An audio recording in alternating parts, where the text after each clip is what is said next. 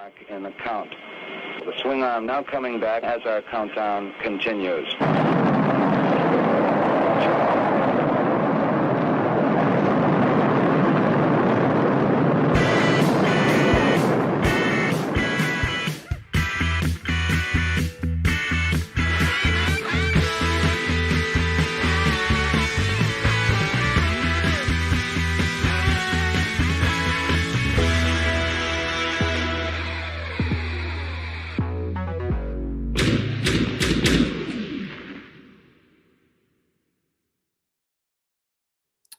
Good afternoon, everybody on the West Coast. Good evening to everybody on the East Coast. Hello to everyone in between. How's it going? I'm Brick Something, and I'm joined today by one half of Realm Toys. That's James Harkness. And the other half is somewhere lost in another realm, but we'll be here soon. Sound good? Yeah, sounds great. Sounds great. What's going on, James? What's up? What's up? He's on vacation in a way, so he brought his laptop because he likes you a lot and he wants to be on the show, so he will be joining us eventually. I knew that he didn't have to. Well, we'll see. He loves his stuff. He loves his stuff. So if he doesn't join, then great. Hopefully, he's having a good time. Yeah. I love your intro. I wonder how many people get the reference. I wonder about that too.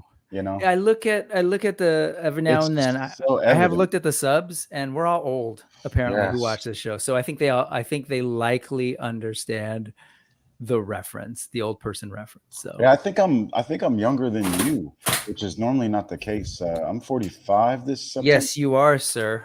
Yeah, that's crazy. 45 in September? Yeah, in September. 48 next month, August 14th. Oh, wow. And the channel will be 2 years old on that day. Okay. Yep, started this whole Brick Something channel as part of my Toy Life Crisis, and here we are.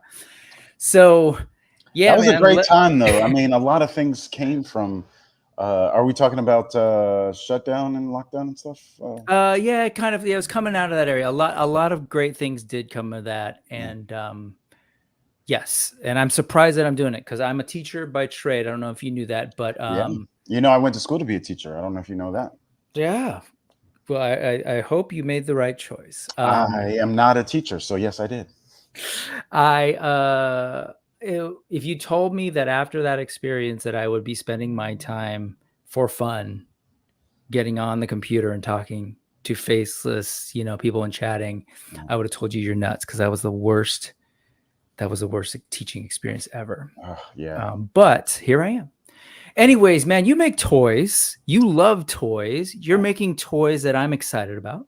Oh, thank you. That's very nice of you to say. Yeah, man. And you've known that because I've been reaching out even just from the seeing some of the concept art.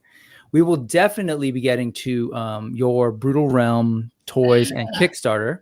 Man, what's it been? 4 days? Tuesday. It's 5. It's a fit because Tuesday would be the 7th day, a full week, right? Okay. So it's day number 5, and I'm pretty happy with what I'd love for us to be funded or halfway there, but we're doing well. No, you're doing really well for a brand new company that I think is just a lot of people haven't heard of. Like that's the thing. It's like you're starting from scratch, and as you pointed out before, we're in this weird time period of like, man, there's like we just ended a HasLab. There's a new HasLab. Everybody and their mother is making really cool toys, it seems like, while competing with these big corporations. And so it's hard. It's hard to get people's attention is what it is. So that's what today's about for sure. But this is the Needless Ephemeral we saw. And I like to talk to like other geeks and just geek out. Also, confession, I'm still sort of somewhat in vacation mode. As I was telling you, I walked into my house as 2:50. We parked the car at 2:55. I walked in my room at 2:57, and here I am streaming. We just drove up from Pasadena, where my family's from, so a little bit wonky. But I've been talking toys for a little bit. Been chatting on people's live streams, so I think I'm ready. I'm ready. Cool. So this is how the show goes. We talk about the Needless Ephemeral we saw, meaning, yes, it's sort of like the news. There are some sort of newsy things that have come up, especially with San Diego Comic-Con, literally days away. Yep. So there's a bunch of stuff coming up, and some of that stuff that I want to talk about is coming from there. One of them is not. But I also kind of just wanted to talk to you as both a toy maker and a toy fan to kind of get your sense of, like, as you're looking through these things as a new toy maker, what excites you about them, what makes you go, or makes you, wonder. So that's what I'm thinking. And then we'll spend the bulk of time with That's What's Up talking about Brutal Realm. So let's get brutal. Yeah, let's get brutal. All right. So first off, it wouldn't be right to ignore the folks who have been chatting for a while, especially since we were late. So sorry, folks, for being late. But folks are very excited. They know what's going on. They want to talk Brutal Realm with the Brutal Realm folks. That's cool. Got Ray Paz in the house. Greg Archer is also here. But yeah, come back if you missed it, Greg. All good. Scott Baker is also here just to argue with Rick. Cool, let's argue. Go. No, you're not here to argue with me, Scott. You are not here for that at all. The Collecting Brothers, John, is here. You see, he likes the sweaty, big, muscly guys too. Hey. Perfect. Oh. Where's the beef? No Chewing is here. ¿Qué pasó? Noche Wing. Thanos Copter is here as always. Thank you again in advance for helping with the links. Larry's Geeky World. Hello, happy Toy Talking Sunday. Yeah, man. Sundays have become a wonderful toy talking day. Joe Gonzalez, I was just chatting with him. We were like this probably on the 5. That's a nice he beard. was coming from maybe he's coming from the 15. I don't know. But he landed in the LA area and I left the LA area. Nolan, hello. Highly Articulated, who had an awesome stream earlier today, was talking all about SDCC. And yes, he gave people plenty of time between that and now, including myself. We were waiting on one half of Realm Toys. Sorry. I swear, not my fault. No. Brian Brink, master of the charts. I have a question for that Brian. guy. Yeah, I don't know. Brian, have you been tracking the Brutal Realm thing at all? And will we be seeing charts? No pressure. I know you do this for fun. Yeah. But you do it for fun. And we also want to know, because man, your powers of prediction are powerful. So yeah. Let's see, who else have we got? We got Nick Dillinger. Yo. We have Venom. Hey, what's going on there? Payne's Toy Samples. Hey, kids. Mythic Dolphin. Tiffany is here. Hi, all. Here we go. So let me go ahead and start. Is that Tiffany that's on our... That is Tiffany from the Kickstarter. Super supporter. Pleasure to sort of meet you. Yeah, I know. It's like to meet you via chat. Yeah. Do we know yet when the additional rewards between 204 and 632 will be available? I put a pin in that and we will definitely address it. Justin Booth is here to say hello to everyone. I love it. Let's get realmy. LAF, literally action figs. What's going on? Mountain time. Yes. Hello to the central ends of the mountain. Let's see. I just want to make sure I got to see. Yes, we're all about that toy life crises, man. Rick Jones is here. Hello. Definitely looking forward to your what you've got to offer, man. I know Rick and I are both excited about what's going on. Brutal. I like this. No sleep to chief motto. I like that. Yeah. Literally action figures is a good one though. That's for sure. But man, come on, LA. We could go way further. Yeah. I'm looking at figure number 21. Chief motto's like a given. We're looking at figure number 21. I hope he's a given. 21 plus. Yeah. We go. Ray Black, hello. Great to see you as always. KJ Smith, hello. Hey, Gatey's Toys. Much excitement. Let's see. Gabriel Pinto. Hello. What's going on? Thank you for checking in. Julian R. Hello. Hey, look at this. We got a celeb. Dao Fuyan. What's up? Oh my goodness. The man himself. Artist extraordinaire behind what you guys see in those figures and those concept art. 2.0 is all Dao Fuyan. Yeah. That is hello. Jesse's Brick Galaxy. Sorry, I said giveaway. I got giveaways on the brain. Thanks to G.I. Joe Customs. What's up, Jesse's Brick Galaxy? Great to see you here. Red Exo Mac. What's up? 5. Sorry. What's up, Red 5? And let's see. Here we go. Check it out. Chart season is getting heavy. We've also got like a big HasLab on the way. Yeah. He's a busy man. But there's a smiley face there, so we shall see. and Thundercats. Oh, yeah, that'll probably come up, Frankie. Sorry, I should have done this first before I did that. Yeah, sorry. Oh, wow. What's up? Great art in there. Okay. I gotta find that art. Yes. All right, folks. We're gonna go ahead and get started. If you're unfamiliar, there's this thing that's been coming across the bottom.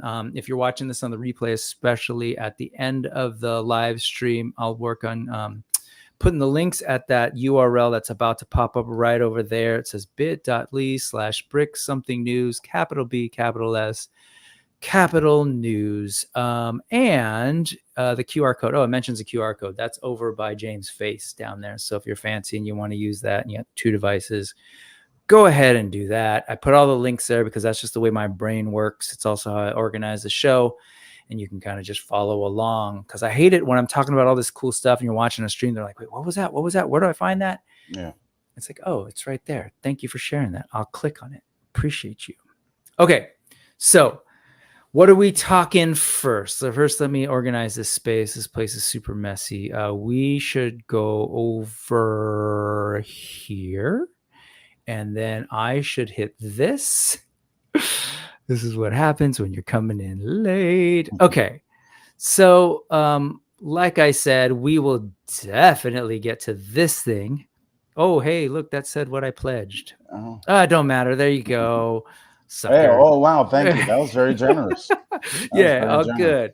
Maybe if we had a tier in between that and you might have pledged more. We got to get on that. Well, we're going to see where it's at. I'm kind of really curious to see what gets unlocked. But yes, we're at 34. Is this? I haven't refreshed. Is this where we're at? 34. Okay. I think so. Of 140,000. There is a new video. There's a couple of things going on that we will definitely get to. Actually, you know what?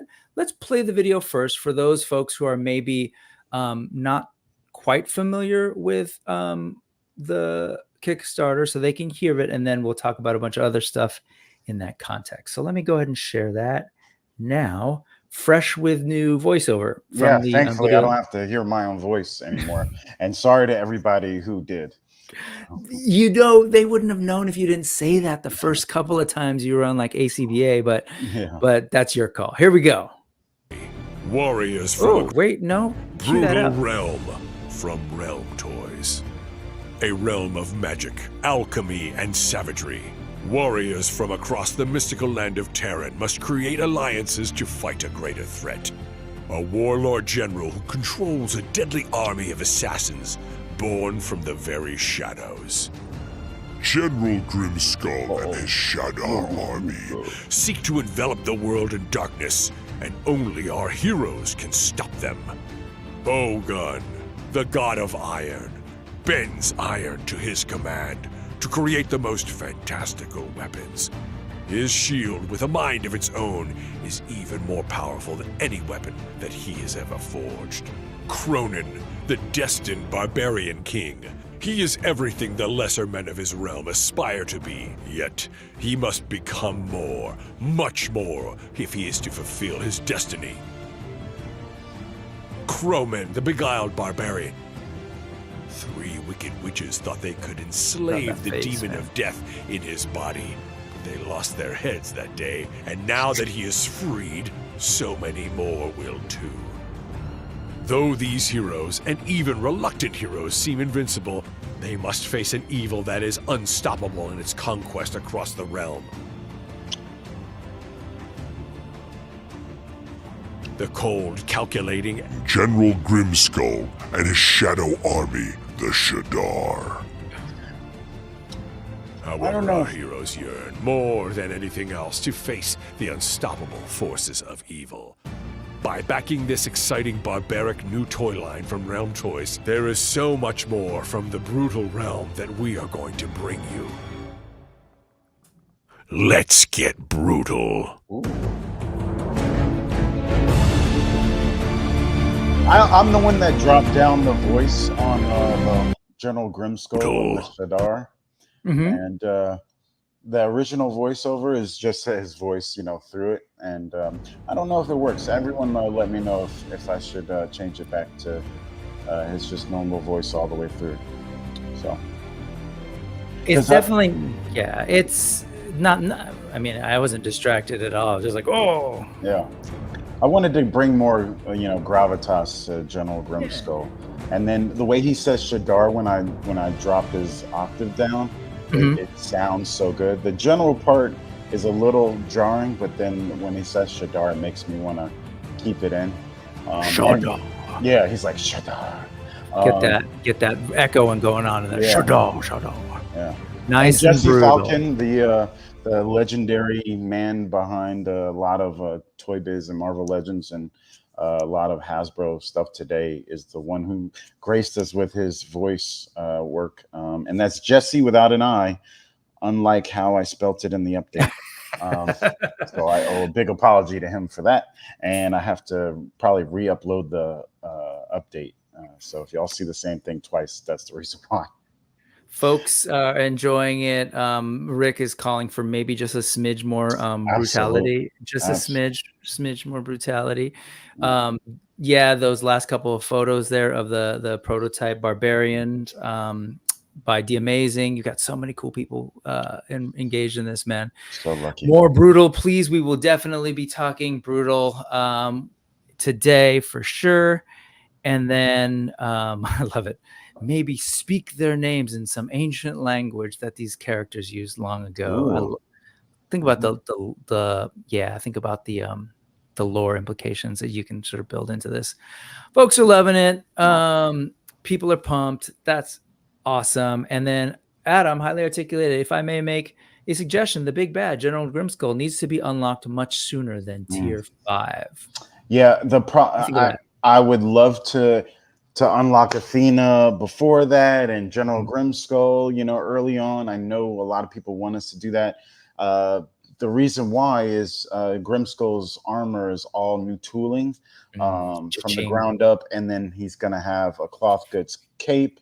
And we're trying to just work in the things that we can afford the things that we can get done quicker, sooner.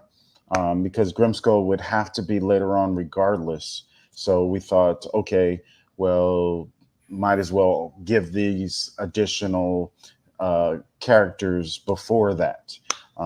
So what you're saying is that small companies like yourselves crowdfund because you need the funds. Got it. Yeah. And that's the thing that I think sometimes people forget. Like when you got a HasLab, no diss to the HasLab folks who are about to do it, but you really actually need the money. So it's to the point of like, we've got these couple of figures that we can afford to do those. Yeah. And we would love to absolutely give you all of these figures, including, I think Adam's right in the sense of like, it would be great to have like the villain in your collection. Absolutely. It makes more sense to have him as not even a tier to unlock, but with but it's a matter of, he's all except for his bracers. Everything else is completely new, and his cloth goods cape he's going to be a premium figure. And his paint work is going to be additional too, cost wise. So we had to put him further down, and Athena is all new tooling, so we can't afford her at all until her price is built into all the other figures, as all the other unlocks as well. So Sorry. Yeah, well, let's put a pin in that for sure. Yeah. But I think that's helpful to remind people like that's why I have an interest in like featuring you and all the other sort of indie folks, because it's like, I think in many ways people will hear about something Teenage Mutant Ninja Turtles at some point. They'll hear about something G.I. Joe because that's kind of like out there. They have their established fan bases, their established ways of getting the word out to people. There's Facebook groups, etc. Like if you're into those things, you'll hear about it. Where do you go if you're curious about like some new idea that two guys had about making these like brutal toys? So that's what I would love to do. So I think, man, people are definitely excited. Star saying the size of the world that these figures could open up is massive. The potential for the future is mind blowing. Star, wait till you hear, because I have a sense of your toy tastes. The name of the toy company is Realm Toys. Brutal Realm is just one particular realm. So, of so many we want to do. So many. Yeah. So yeah. Star loves world, and I'm here with you, Thanos. Yeah, damn it, money. Yeah. Okay, so we will definitely be talking about all of these things a little bit more in depth today, and just scroll you to get you like, oh, okay, great. But let's start with a little bit of something a little bit different today. And yes, this is a little self-serving, but it's just easier for me to show visuals that I own. So I wanted to start off today because there was a toy that was offered for pre-order either this week or shortly before this week. Yep. That was by these guys. And so before we get there, I'm talking about Fishtoys, aka D20. And D20 was how they sort of started, the brand that they used to launch making toys. And what I was always sort of intrigued by them when I saw them a couple years back was, oh my God, their first figure is going to be like an animal, like a steed. That was their whole thing, right? And so it was this wolf. I got it a little bit late. I think it had been out for like maybe half a year already before I was able to get my hands on it, like literally get my hands on it from 5K Toys. But this is part of the reason that I love what you're doing so much is I'm a sucker for the whole, sword, sorcery, fantasy thing. And with that comes creatures of all types, right? Whether they're creatures to battle alongside or battle with, or to ride into battle. That's the best. And so I saw this and I was like, yeah, we had just, this is on the heels of Masterverse coming out. And I was excited to have a He-Man riding a big, nice Battle Cat, and then this thing was here. I was like, yeah, give me figures from my Mythic Legions or whoever else to ride on this wolf. Yeah, dope. The sculpt was like, that's what blew me away. This was I want to say this was absolutely my first 5K Toys purchase ever, which, for as many people know, is like one of the places to go to learn about, much less buy, these this sort of like new set of toys by these toy companies from overseas that are doing, whether it's third party unlicensed, gray area, straight up illegal toys, or new fresh ideas. But like what's been fascinating to me, and I learned it from this wolf, was that the quality of these things are like fantastic. Right before, it was sort of like, oh, it's a third party, or it's a toy company that's making toys that isn't Hasbro, Mattel, or whoever. I don't know. You don't know what the quality is like. And when I got this thing in hand, man, blown away. Looks dope. Have you ever gotten your hands on this or seen it? No, I have yet to see this in person. And it looks cool. I know that they did. Didn't they do like a gray one that had different armor? Yeah, so that's what they did. They took this thing and they're like, of course, they got to like many people, many toy companies. Well, how do we sell this in another way to keep, to basically recoup costs and or make more money? And so exactly what you said, they made different colors of this exact model with the same armor. I don't have all the armor on here. So they had like different color wolves with this armor set. They had like deluxe versions that had a flag and like other stuff. And then more recently, here you can kind of see coming up, more recently they've been making them for the sort of third party orcs with like wild. Yeah. So this is how they started. And then you can kind of see. Yeah, it's interesting, the style. It's got realistic short fur, and then the longer fur is more in an animation, video game style almost. So they could use that base body and change up the fur on the tail and the head if they wanted to, and go even more realistic, I think. I agree. Yeah, no, and I did love the expressive, like almost illustrated animated head. But you're right. That's the way this thing is built. They could change the head, change the tail. It's super modular. All the armor and everything are just like your Brutal Realm figs. Everything comes off. All those things that you see on it that aren't, so you can get a completely just like raw animal, naked animal. And I think at some point, there you go. That's sort of like the full armor set. Yeah. You're next to like a Star Wars like thing. Yeah, sorry, that's like me just talking about some Mattel dinosaurs, just to give you a sense. And of course, you put them side by side and you see the quality difference, the paint difference, the sculpt difference. I'm saying all this because and showing it to you because one, I'm thinking like, man, I could put these right, I could put the Brutal Realm figures right on top of this thing and go to town, or they could do battle again with them, on them. And so like, that's the world I'm thinking, but also it's a similar quality in terms of like the attention to detail. Definitely maybe a little bit aesthetic difference, as you point out. This is probably a little bit more on kind of an animated. But have fun. If you want to put our figures, on a Jurassic Park dinosaur with a spear, by all means, it's your toy. Play with it. Yep. As long as you're in. If when we finally deliver our figures, and people are on their living room floor playing with all their toys, and one of them is ours or more, I don't care, as long as you're having fun. I love that, man. And the thing is, it's the style, right? So again, for me, the idea of like fantasy, like that, the riding on the Tyrannosaurus Rex. That's what I'm talking about. That's for my my King Grayskull. But yeah, the idea of like these, these warriors on these fantastic creatures. I kept thinking Brutal Realm, and as well as this stuff. And I know some of this is what you're chasing. You got a Mythic Legions figure here. Yeah. That said, let's keep going with D20. Later, the next release, a couple months later after I'd gotten that, I think it was like maybe about 6 months or so, this thing arrived at my doorstep. It was like, what? 3 months later, they put up the solicitation. I'm like, yep, I love what D20's doing. Let me get their boar. And again, same quality of sculpt. Oops, that's a little later. And deco and everything, man. I'm blown away by the way these things are. The sculpt, the paint. Look at that, the paint apps.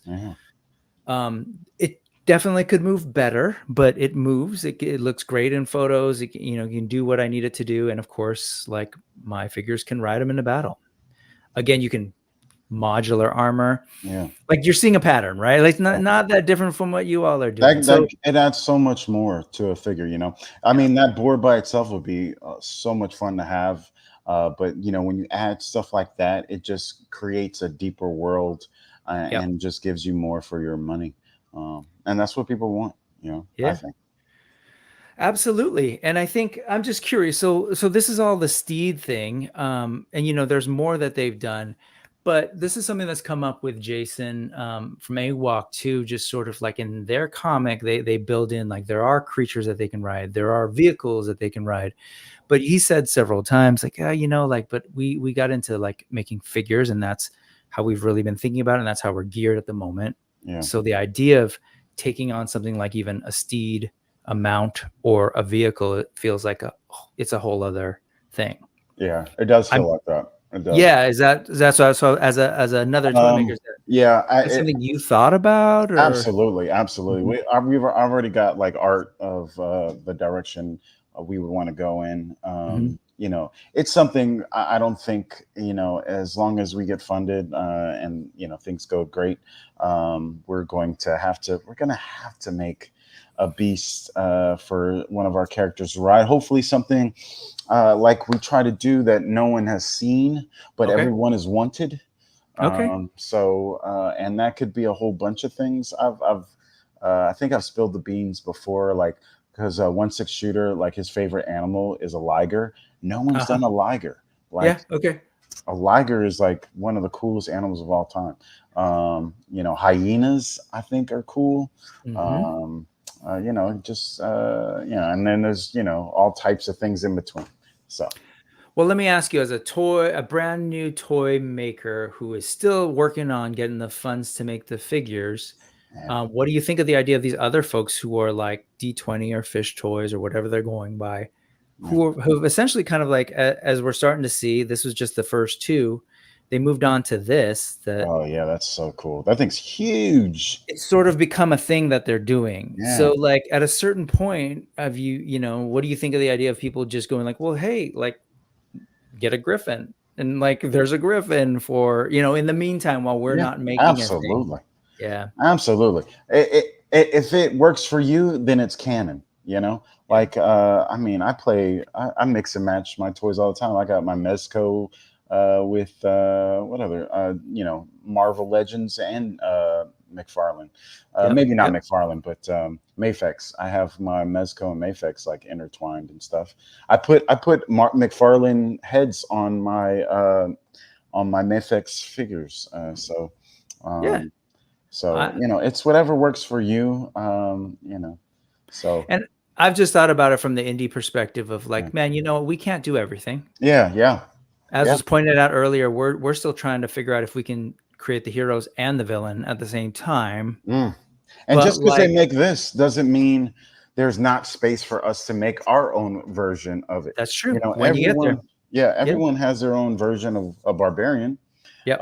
Marvel Legends has Khazar, you know. Yep. DC has somebody, I don't know who it is, but you know, and we have ours. You know, there's room for everything. So if I was to do a Griffin, it'd look different than this. So buy this in the meantime and have fun. You know, totally support them. If you like it, buy it. And I will. And all of that is leading to this. This is the thing that oh yeah, that thing is. That should be in the Smithsonian of toys right there. it is a leap in action figure products. Just that thing is amazing. I'm right there with you, man. When I saw this, I was like, okay, you know, there are some great horses out there. My favorite right now, the gold standard in my brain, is what Mythic Legions has done. And I love those horses. They're fantastic. I look at this and I see what it offers. This is, again, D20/Fishtoys. And I'm super intrigued because I'm intrigued by this idea of a toy company who specializes in these steeds. Like they're filling kind of like a gap where it's like, okay, you've got all your figures, but like they need to ride on things and build out this world, and they're running the gamut, right? Yeah. Giant wolves, boars, horses, griffins. They love animals. Go ahead. Yeah, and what makes sense because like it's not something that a lot of folks can easily pivot to do and do well, especially if it's their first time. They're with each release, I'm seeing an improvement in terms of the way they move, and with this thing. That one picture, what a great figure to have with the horse as well. Zesray Studios. Yes. So, do you know much about the Zesray figures? I have one. I don't have the Minotaur. Or the other one, the black and the red one. I'd buy both if I could. I'm selfishly asking because if you or anybody in the chat can tell me where this helmet is, I don't know. Yeah, I've never seen that either. I thought. Anyway, but again, it's this idea of like filling a niche, a gap that like makes sense for a lot of toy collectors to have, but they're not there. And just, you know, like, oh yeah. I saw that Ace is also here. Where you at, Ace? I saw you here saying that I'm old. No, I'm just kidding. Yeah, man, we're a day off, but I'm a year older. But yeah, he's also doing a similar thing of sort of filling in this gap. I think about with the vehicles, right? So to me, I think that's brilliant, especially the way he's doing it with a sort of modularity, and it can be multiple different vehicles that people want. Same thing with this horse. It's like all the different colors. They did the same thing with the wolves. And then with the wolves, they're doing different armor sets. You know, they're going to do different armor sets for this guy. You know, they're going to put in like a torso that has like a wing attachment or a unicorn head, like just a little piece, right? It's a new piece of tool, but not a whole thing you need to do. And I think that's actually super smart. Just like when I saw Gridiron Studios, you know, coming in to fill a gap with realistic weapons. So, Gridiron is killing it with that too. This excites me. All the colors excite me. And I love your reference that I heard you talk about. I think on another show. Was that you or probably when someone talked about Never Ending Story? Oh yeah. Put that thing in the mud. Yeah. You know the name of the horse? Never Ending Story trivia. Not many people know the name of the horse. We were just talking about it. No, we were totally just talking about it. And someone put it in my chat on that day, but I forget. It's this one right here. Artax. Yeah, sorry, dude. You're in the mud. In the wolf of the nothing. My heart closed that day, so I don't remember anymore. Oh, okay. That was a rough day. So I just want to throw this out there. Just again, I like as a new toy maker, you can't make all the things, but there are other people who can make things that might be adjacent. Yeah, but you'll get there. right? I hope so. I hope so. In the meantime, think about the cool photos of like Ogun with the horse. Yeah. Right? Yeah. I'm just saying, Cronin like battling a griffin. That's like people can do that and then help. Cronin punching a horse. Sure. See that? But, yeah. Anyway, I'm excited by this thing. It's up for pre-order. I'm also excited by the price. Honestly, it's total of 74 plus That's shipping. ridiculous. That's impossible. Are you serious? Yeah. Oh my goodness. Though I really like this company. And that's where it's yeah. Wow. So anyway, that's Fish Oh, Toys. full price. No, I think it's two prices. No, full price is 74. There's a deposit of 10. Oh. Yeah. There's always sort of the deposit of 10. They're killing it, man. They're gonna make. Yeah, and I remember this putting up people wondering, like, is it gonna? Yeah, that thing's gonna be $100 easily. It's like, well, let's just wait because they know what they're doing. Like they know they know that like they're not gonna sell a horse to people if it's too expensive when there's like other great horses out there and from other, from companies that people know. Anyway, let's go back real quick. Let's see what folks are saying. Folks want to get the boars. Brian Brink had a hard time with his wolf. I will tell you that is true.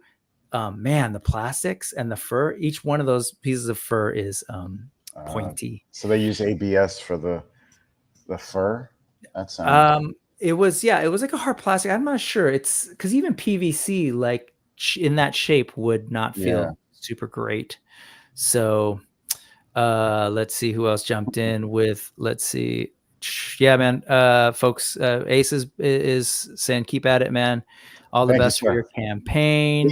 He's been a huge supporter, and he helped us out very early on, and we will always be grateful to that gentleman for helping us. So. I love that. I love hearing that from the sort of folks in the smaller toy space. Yeah, I've heard this a couple of different times, Brian, when I've shared it, and just. You have to have that T-Rex. That's the Hammond Collection T-Rex because it's a fabulous piece of toy engineering. Joe's bummed that he missed out on the boars. I wonder if they'll be around. I don't know. They'll probably re-release it in a darker red, I would guess, and maybe even a darker black color, perhaps. Yeah. Ray wants those mounts. Yeah, they definitely add a lot to just what you can do with these characters, these figures that we love. Hello, Allison. Always great to see you. I don't get the Bud reference. The horse? Oh, yeah. The Clydesdales. Are you kidding me? Oh, duh. Remember the old commercial? Yeah, the old. Young? Yeah. Man. That and Marlboro were selling horse riding back in. Probably why I smoked the Marlboros when I was young. Love companies making this stuff. Yeah, don't. No, like real talk. Don't. I just visited my mom. Don't, kids, don't. Anyways, the galloping shot is awesome. Yeah. And there you go. See, Andrew knows what's up. Artax. No, I think I was too traumatized. Yeah. Dude, Trevor, this horse in your hands is gonna be amazing. I can't wait to see you take photos of this. Thank you for coming through. I hope it came with a brush. Yeah, I will tell you. That was the one thing when I first saw these being shown, I was like, oh, I don't know. But then when I saw those sort of movement shots and it clicked in my brain of like how you can convey motion with the hair. I was like, oh, duh. I don't have any hair, so I wouldn't know how to maintain that. I barely can keep this beard looking decent. Man, it's like posing a wired cape, right? It's like molding clay almost. Look at that. So they use hairspray, I guess, for that. Wow, that's interesting. I'm sure that's all static, man. That's all. No, I think that's all just by static. The way that these things work. Reminds me of Trolls. Remember Trolls? Yeah, I never. Old with the hair. Yeah. And you okay? I have a feeling it's just like that. And I'm just thinking about what you can do with that for photos. Again, Trevor, can't wait. To anyone that says, we don't do articulation cuts because it ruins the sculpt. I mean, this destroys that argument from here on out. Thank you for saying that. Yeah, yes, I'm right there with you, friend. My Little Pony brush just to make everyone super uncomfortable. Hell yeah. Give me the pink. Give me the tribute figure of this horse as a My Little Pony. I still remember the song from when I was a kid. I can't. And there you go. See, people are enjoying that 5K toy action. There's a total of 3 samurai panda. Well, I want those pandas. One set of twins and another one. I wonder which one you got.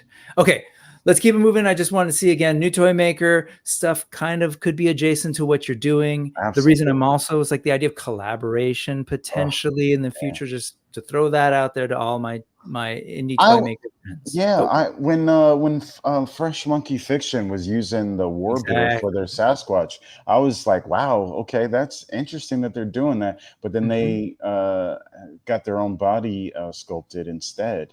Yeah. So I think because they wanted more articulation. Yeah, but let me just say that doesn't negate the fact that they also used Maestro Union's veteran William. Oh, that's right. They did do that. I forgot. And are also collaborating with Gridiron Studios. See that stuff, when I see that, I'm actually really intrigued by that. Think about like the things that you don't have to sculpt and or design and pay for. Like there's just a lot of interesting potential there in collaboration, especially when the big guys are and it takes forever to sculpt, to articulation and sculpt. We've been at this for 2 years until we met Penn, and then he just created everything. So it'd be so easy to just it'd be easier to buy someone's sculpt and articulation, but price is the whole thing. It is. Just a thought. I'm intrigued by what's happening in the marketplace. In fact, actually, you know what? What am I saying? When you all were on ACBA last Friday, Vonner was talking about that, right? He's talking about the collaboration that he's seeing. And similarly, like that's where my mind's at, is like, what's the potential, especially when like we know you all don't have the same reach, brand awareness, and capital as a Hasbro and a Mattel. Yeah. But you also have the ability to be limber. You have the ability to collaborate. You have the ability to kind of do things out of the box, right?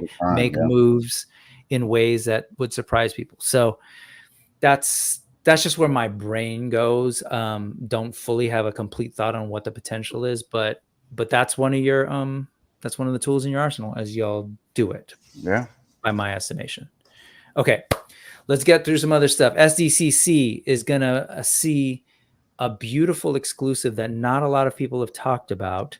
But before we get there, from the same company that's soliciting it, N.E.W.S HQ, this is something that's a little bit older. Just like I did with D20, let me show you some of their older stuff before we get to the new hotness at SDCC. So this is a line that they're doing. These are bigger things. These are in very different demographic, different way of thinking about toys. These are like art toy 1/6 objects, I would say. Yeah. This is a line called Fierce Girls. Again, very much in the art toy realm. So very artsy fartsy, high concept sometimes, right? Just sort of out there, soft goods, like sculpt, paint. Like this is an artist's concept that they then work with toy people to kind of engineer and come up with a thing. There's a whole story, and it's here. Folks want to take a look at, but like even before the story, I'm just like, wow, that's a cool visual period. Cool concept of a woman wearing sort of like a dinosaur skeleton. Yeah. And so this was something that came up a while back, again, by N.E.W.S. What is it? It stands for something. Ancient Animal Girls Alliance. So this is AAGA 1. And, she's smart because when it rains, you get an umbrella. So absolutely points to her. And, just to give you a sense of what it all comes from. Look at a cool little dinosaur spine umbrella. That's cool. This was an earlier one. Then there was this one. Ooh. A little bit more on. Yeah, I like that reaction. Yeah. What was behind the ooh? What caught your eye? Just the color and the kinetic energy in that pose too. The face. It's got more visual appeal. The other one is a lot more haute couture. And for sure. This is street. And I like how both of them are so different, because it it has the potential of bringing people into this community that wouldn't collect like our figures or, you know, whatever G.I. Joe classified. This, you know, I could see anybody who's into a look of some sort buying this, you know, and high fashion design, maybe a little anime. Yeah. The way you said it like this. If this is haute couture, right? If this is if this is fashion week of an older type, this is fashion week of a newer type, right? This is streetwear. This is like Japan meets, you know, New York meets whatever. And it kind of comes together in this fantasy world of this three-eyed boxing character. Never would have thought this up in my wildest dreams. This is amazing. I like it. And this is the kind of stuff that I love, man. Just imagination fuel. And then, you know, how can you take ideas like this out there, ideas, and then maybe it sits in the back of your brain, and then in the future we get a three-eyed whatever warrior goddess thing. Yeah, you never know where it might come. Yeah. Inspiration strikes. So that was another one they did. And then I love this stuff. Cool. So like that was Underverse. The SDCC, it's a long way of getting there, I know. But there was a collaboration with the artist behind these. So I love, this is Ashley Wood's work. Yeah. Did World War Z, Zombies versus Robots back in the day.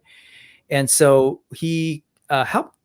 So he worked with Toy Maker, and eventually they created their own, like the 3-0 folks specifically did a 3A line for their collaboration with Ashley Wood stuff. Artist out of Australia, does comic books, but like super painterly ink style. He's created these this cool line of robots, the large Martins, like they almost look like spray cans or whatever. You can kind of see the general body. See, to me, they look like bombs that were dropped from, and then they added arms onto them and like an R2D2 head. I love it. 100%. They totally look like old school, big, bulky bombs. And then, so this is, speaking of SDCC, wait, was this? No, this was not an SDCC, but this is a San Francisco pickup. I picked this up. God, like I'm old. We're in 21 years ago or something like that. What? Yeah, it's been a long time. Maybe 20 years ago. But I love this one. I hung on to it because it's rad. This is the one that really reminds me of a spray can. That definitely. Yeah. But again, it's a different type of toy. It's a 12-inch thing that fits perfectly with the 6-inch, 7-inch guys. But quirky aesthetic, right? Yeah, I love it. Look at the deco, the paint. Here it is with a Cosmic Legions figure. In my brain, it works. I'm sharing this today because at SDCC, little discussed San Diego Comic-Con exclusive is going to be this guy. So this is Ashley Woods doing, he's got this new thing that he's doing called it's the DAGR, the Dead Astronaut Gangsta. What's the R? But the exclusive part is the colorway and the dog. So this is an SDCC exclusive, but just look at, like, I think about your work and the Brutal Realms body and silhouette and how y'all are like definitely inspired by a particular aesthetic, but it's like we're playing with body proportions, even though I know you modeled it after a real human being, but there's an exaggeration. Oh, right? Absolutely. And this is maybe the other end of it, super exaggerated proportions to the point of nearly comical, but like that's where the creepiness sets in, especially with the head. I like it. All soft goods, man. Look at that. Oh, wow. And this always blows me away with what can be done with it. You can never go wrong with a skeleton astronaut. And there's going to be a great line coming up soon. That's exactly that. Zombie astronauts, actually. Oh, awesome. But yeah, pretty cool, right? Like, absolutely. Anyway, so you've seen these different things, and they pack in this awesome dog. I'm curious, as a toy maker, I know this is very different from what you all are going on aesthetically, genre-wise. But what do you pull from what you're seeing from this Underverse / Ashley Wood world? It's what I love most about Ashley Wood is every single design tells such a deep story. You know, Yeah. your mind can create an incredible story just by looking at this, and what it might not be anything that he had or they had in mind, but it is absolutely it's full of richness and depth to it. Every single detail on it, I love it. That's something that I hope that we can aspire to. So. And when Ashley Wood connected with the 3.0 folks to do 3A, they were able to, like you said, all the little details that he puts into his artwork, they are able to translate that in 3D, even in the soft goods, the stitching, and then of course the weathering and the dirt. That's just like, yeah, that would be the 3-dimensional version of what Ashley Wood's art would be like, with all the expressive strokes and stuff. So absolutely, that's cool. That would be on my designer shelf. Absolutely. With, I can see that with the I forget what the war robots are called. Is that what they're called? War robots? Yeah, the World War robot. War robots. Yeah. Martin things. Yeah. Anyway, just wanted to share that. This is, again, it's a limited edition. They're going to be at booth 2742 in a weathered, where is it? 1/6 scale limited edition, limited to 500 worldwide. Bring probably the equivalent in dollars. Now, I'm anticipating about $300. Their stuff hovers anywhere from 200 to 300. Like, I believe this first one was $190 at one point. Yeah. So, oh no, she was $245. She was $190, even with all the, right, which I guess a simpler body, but ton of soft goods. Yeah. Anyway, and it's probably a smaller order too. Yeah. It's probably like 1,000 of these made at or more. Yep. These are meant to be art objects, really. They really are. Anyway, let's close it out, the sort of other people's stuff, before we start talking Brutal. Hey, look what you can see our gift comment. We love Super 7. We love Super 7. Great people. Yeah, you're saying that because you and I were on Geek Dad Live last Sunday, and we were talking about Super 7. It's all good. And then you got to talk with Kyle, right? Yeah. We all got to talk together, actually. And it's all good. Your indie toy makers, like, and just inspiring each other with all the different stuff. That said, last week we saw this, and I didn't get to talk about it on my show. I put it in the thumbnail, and someone was like, when are you going to talk about it? And I was like, oops.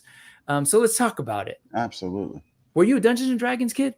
Not at all. Okay. Which is probably the only thing about my childhood that was lacking, is that I never even really knew about Dungeons and Dragons until until I was older. Like that was the one thing that my childhood missed, was kind of role-playing games. So Knights of the Old Republic is the first role-playing game I've ever played. Oh, like, it's really a video game form. Okay. Like I never even really got into Zelda. Yeah. None of that stuff. I don't know. There were some kids who played in my high school, and then there's some kids in middle school, but man, I guess I wasn't nerdy enough for them. Yeah. Like, oh no, it's gonna take too much work to explain it to you. I was like, all right, cool.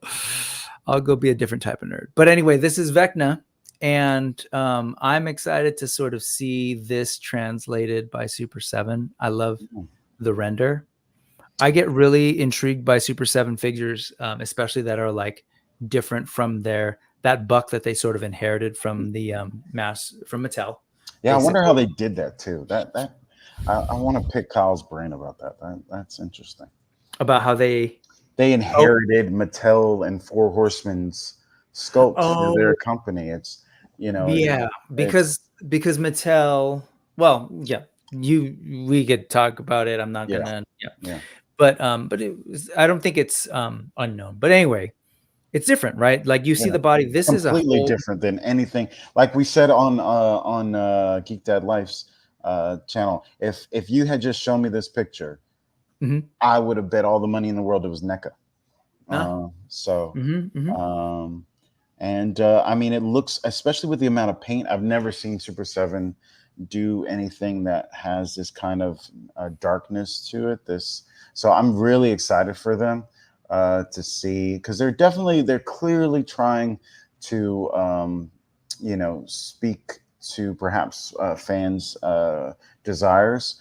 And this is a great place for Dungeons and Dragons to be, because it didn't get the longevity it should have gotten with Hasbro. Yeah.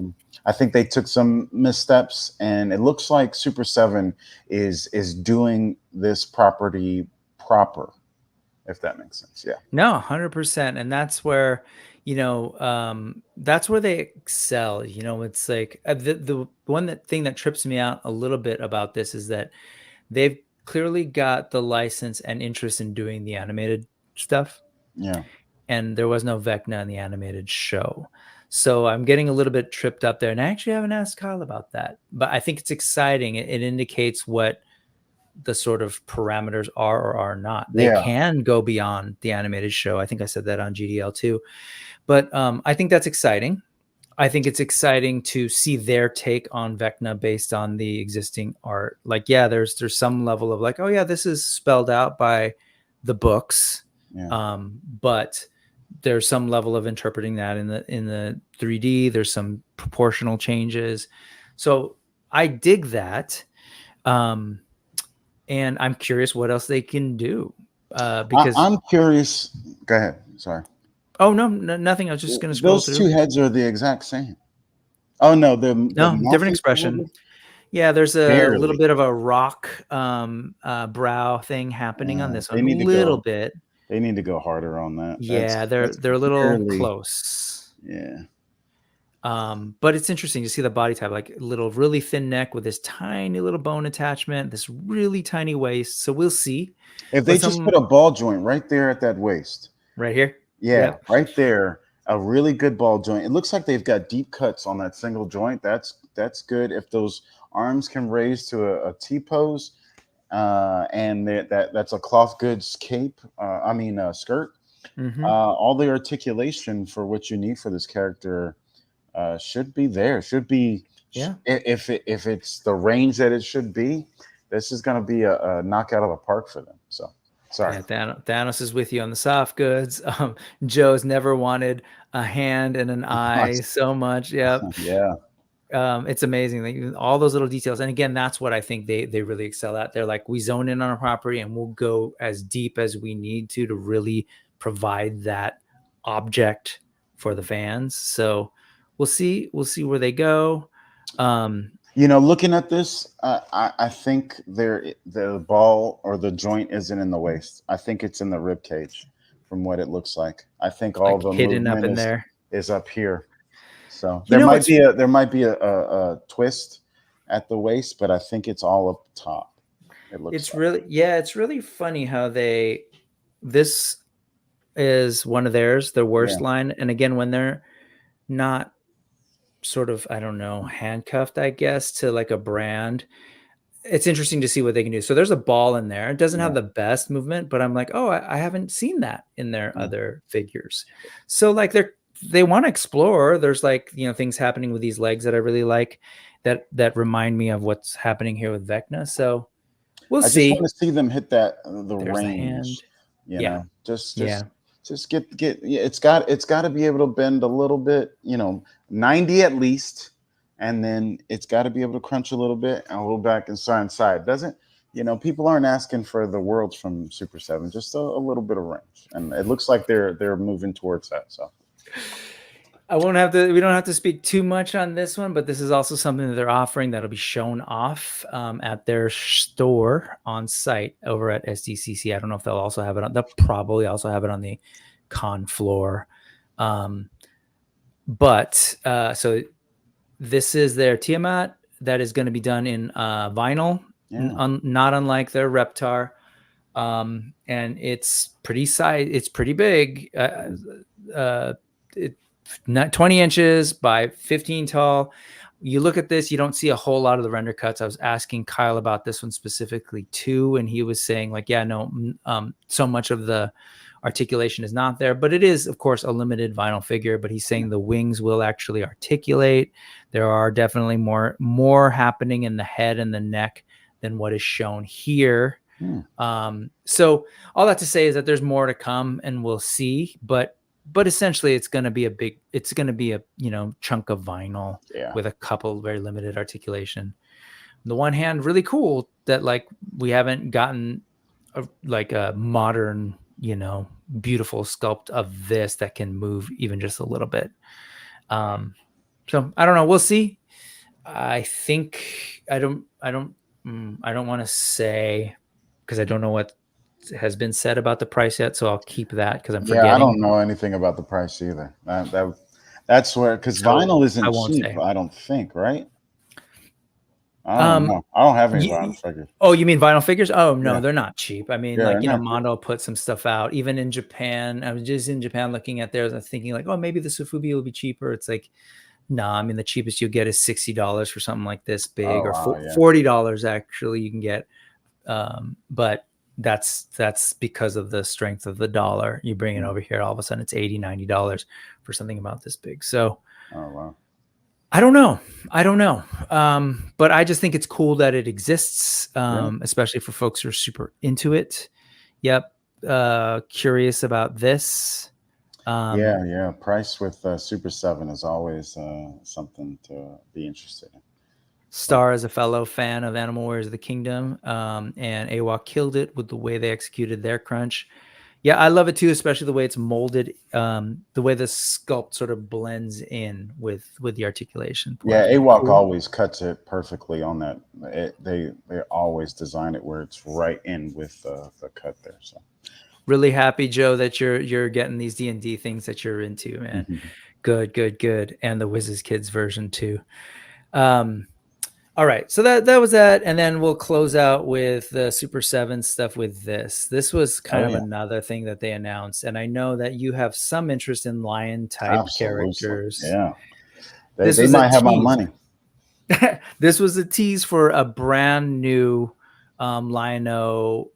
Confirmed that, there's some question. What is this? Is this an old one? No, this is a brand new sculpt head to toe of Lion-O, as is the Mumra that they showed, and that Mumra is not new. But the sculpt is not new. No, I have it. That's I have this guy too, but I was told by Kyle that these are both head to toe redesigned of both, and they now light up.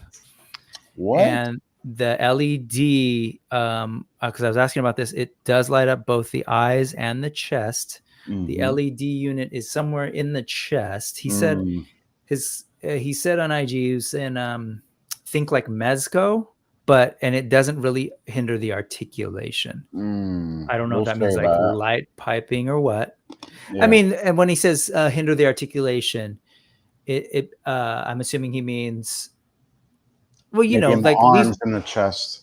Because the head, it would have to be, because it looks as though if the light is in the chest, and then you have light piping, just like the Marvel Legends, what is it, Sentinel, coming up through the neck. It has to be the ball, that is static, so it can't move. So it's just going to rotate on that ball. Hopefully, it rotates on the ball, because the one I have is a hinge. I think it's a ball, but it doesn't really go anywhere.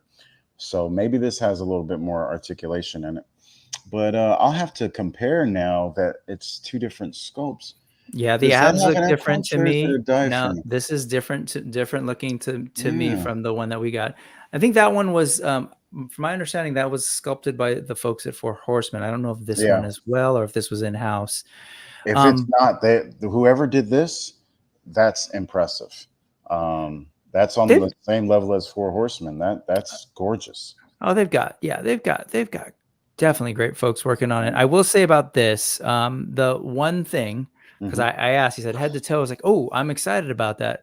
Head to toe, does this mean like those Ninja Turtles that you all just put out? That from the Nickelodeon ones, 2000, where they're saying it's going to have more like double elbows, more articulation. Does this have double elbows. And he said, sadly, no, these were done before then, before we decided to go in the double elbow route. So these are also single elbows. So, but it looks like they did make, like I've said this before, the cuts, and it looks like it's the same pin as the Marvel Legends Hulk, where it's a pin through to the shoulder, so the bicep rotates. So that means you can rotate at the elbow. I don't know if that's true, but that's what it looks like to me, is that there's a rotate at the elbow. And it looks like the cut on that is pretty deep, and they rounded it right where it meets the bicep. So that means it should, at the very least, get 90, but I would bet money that gets a little more than 90.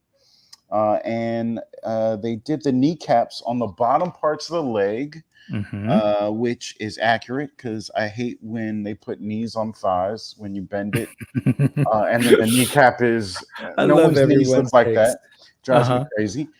So good job there. I'm guessing there's probably rotation there as well.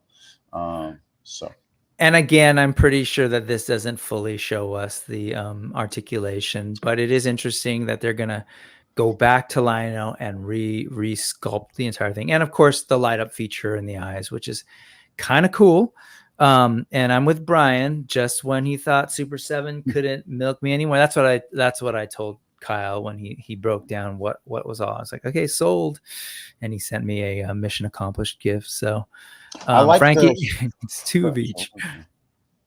What were you saying?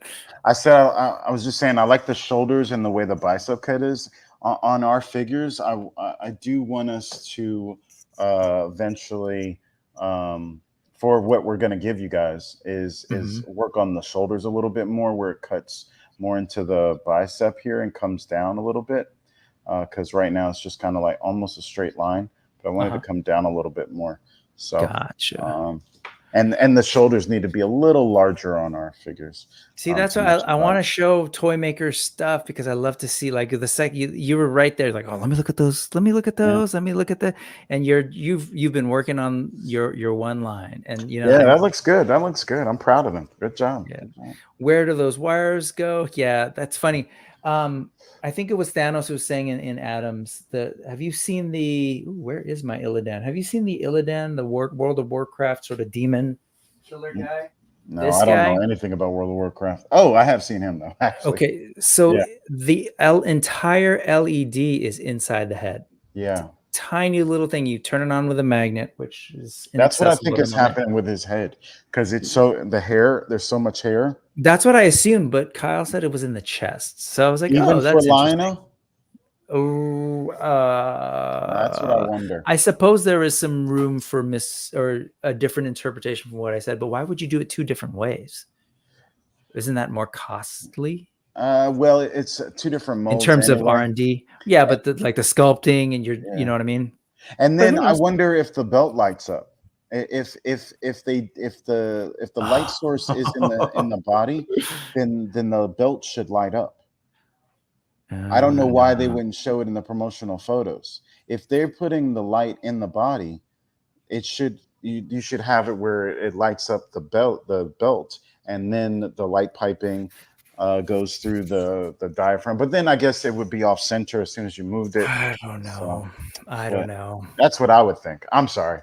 No. It's the same thing. Like that. This was happening on Adam's chat earlier. We're wondering, because we have all these questions, and I just happened to be. I was chatting with him separately, and then all of a sudden these things popped up, and I was like, "Hey, what's up with these?" So I got the answers that I got. Anyway, that's fine. Good work. I mean, with their turtles and these, they're trying to turn a new corner, and I hope they stick the landing. I really do. There's always more toys that I'm willing to buy. I don't have the money to do it. Yep. I don't have any money to buy any toys right now, but I hope that it's good. I'd love to find another toy company to give some money to. So folks, Thanos digs the Mumra. I love this. Gady Super 7 can milk me anyway, any day. Hey, Star, wish we could see a Lino figure sculpted in the vibe of Prince Thun from the Flash Gordon anime. Ooh. Oh man. Wow. I just Flash started. Gordon animated series of Prince. Yeah, this was the old I'm gonna have to Filmation look that series. Oh, up. yeah, it's really cool.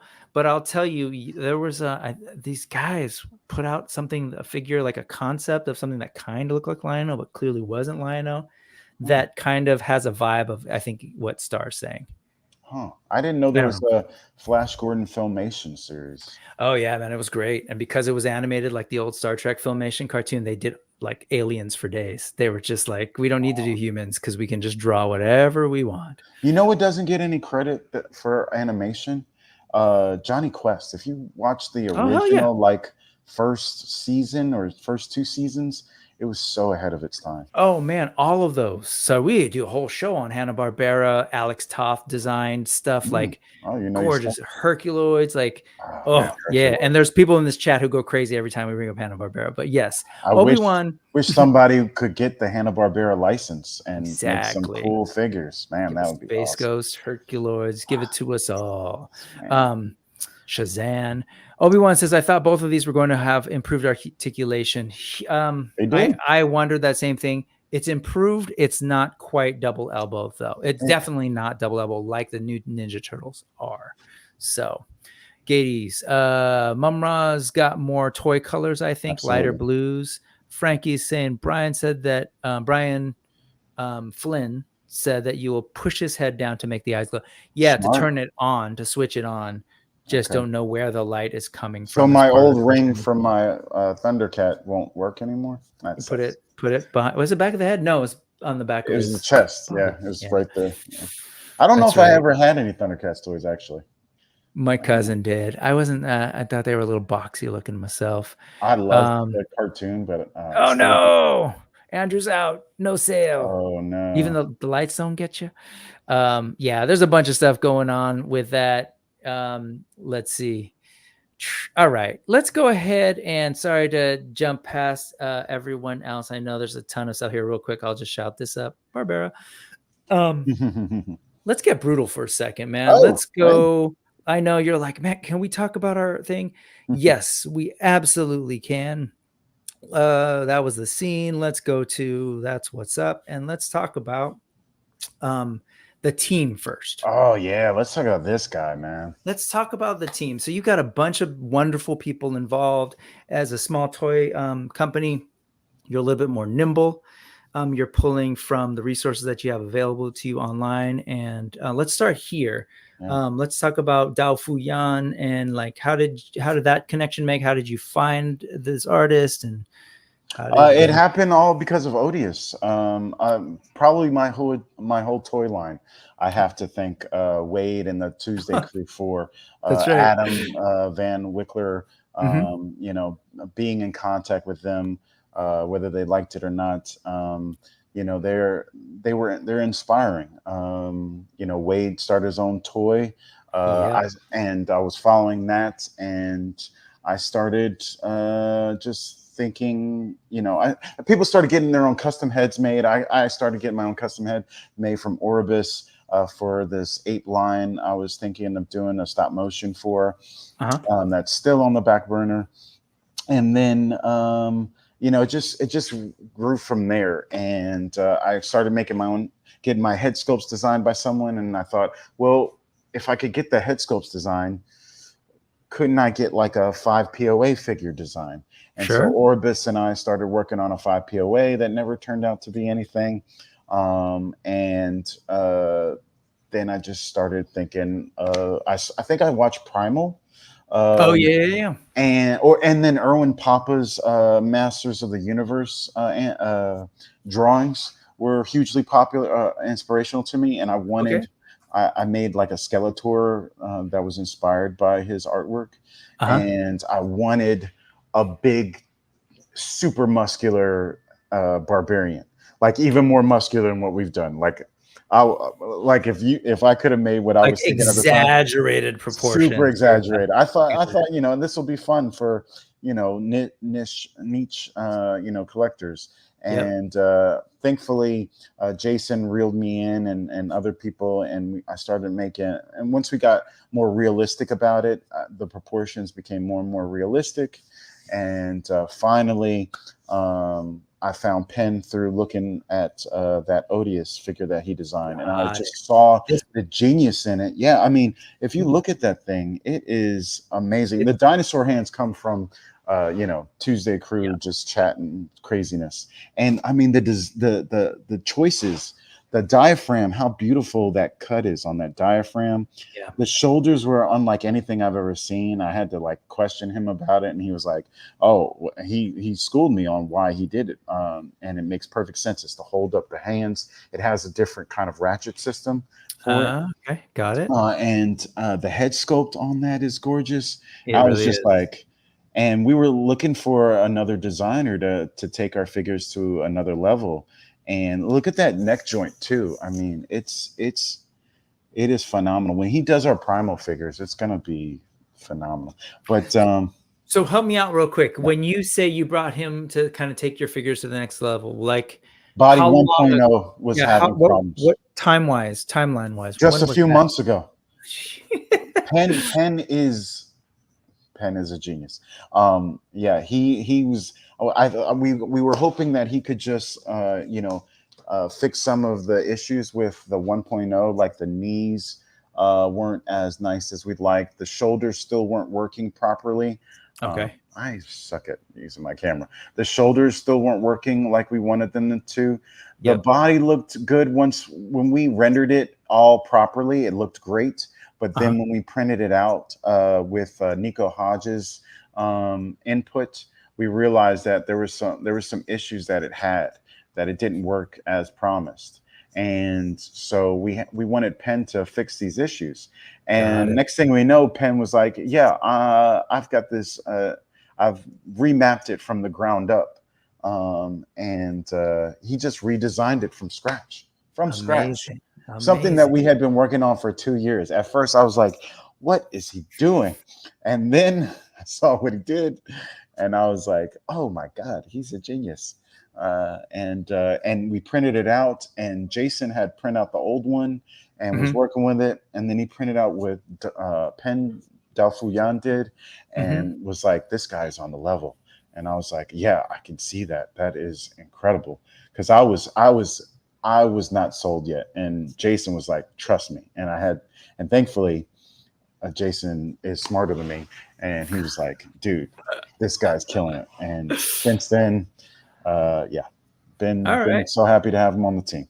So that's one part of the team so far. Helped push your figures to improve the buck to where it's at now. Yeah. We've also talked to me about the connection with Monster Machine. Yeah, Jeremy Wilson. We're looking for head sculpt designers. There's a lot of artists out there, but we have a certain aesthetic, and we were looking for people that could match our aesthetic. And if you just scroll his page, I mean, he's got it. He's got an attention to detail that we wanted. And looking at that head sculpt, we commissioned him to do General Grimskull. So we still haven't shown that head sculpt off yet that he did for us for General Grimskull. The one that's on all the pictures is an old one. And then he did Cronin, and he also did the European Warrior, and he's working on another one for us right now. So he's just awesome, and we'd love to get him to do more, but he's a busy guy. He's got a real job, and we're just playing around. So he's he helps us, and that was the head sculpt right there that sold me on him, the Berserker. This one, I've got one of these. That Berserker head sculpt and the what's his name? Lobo.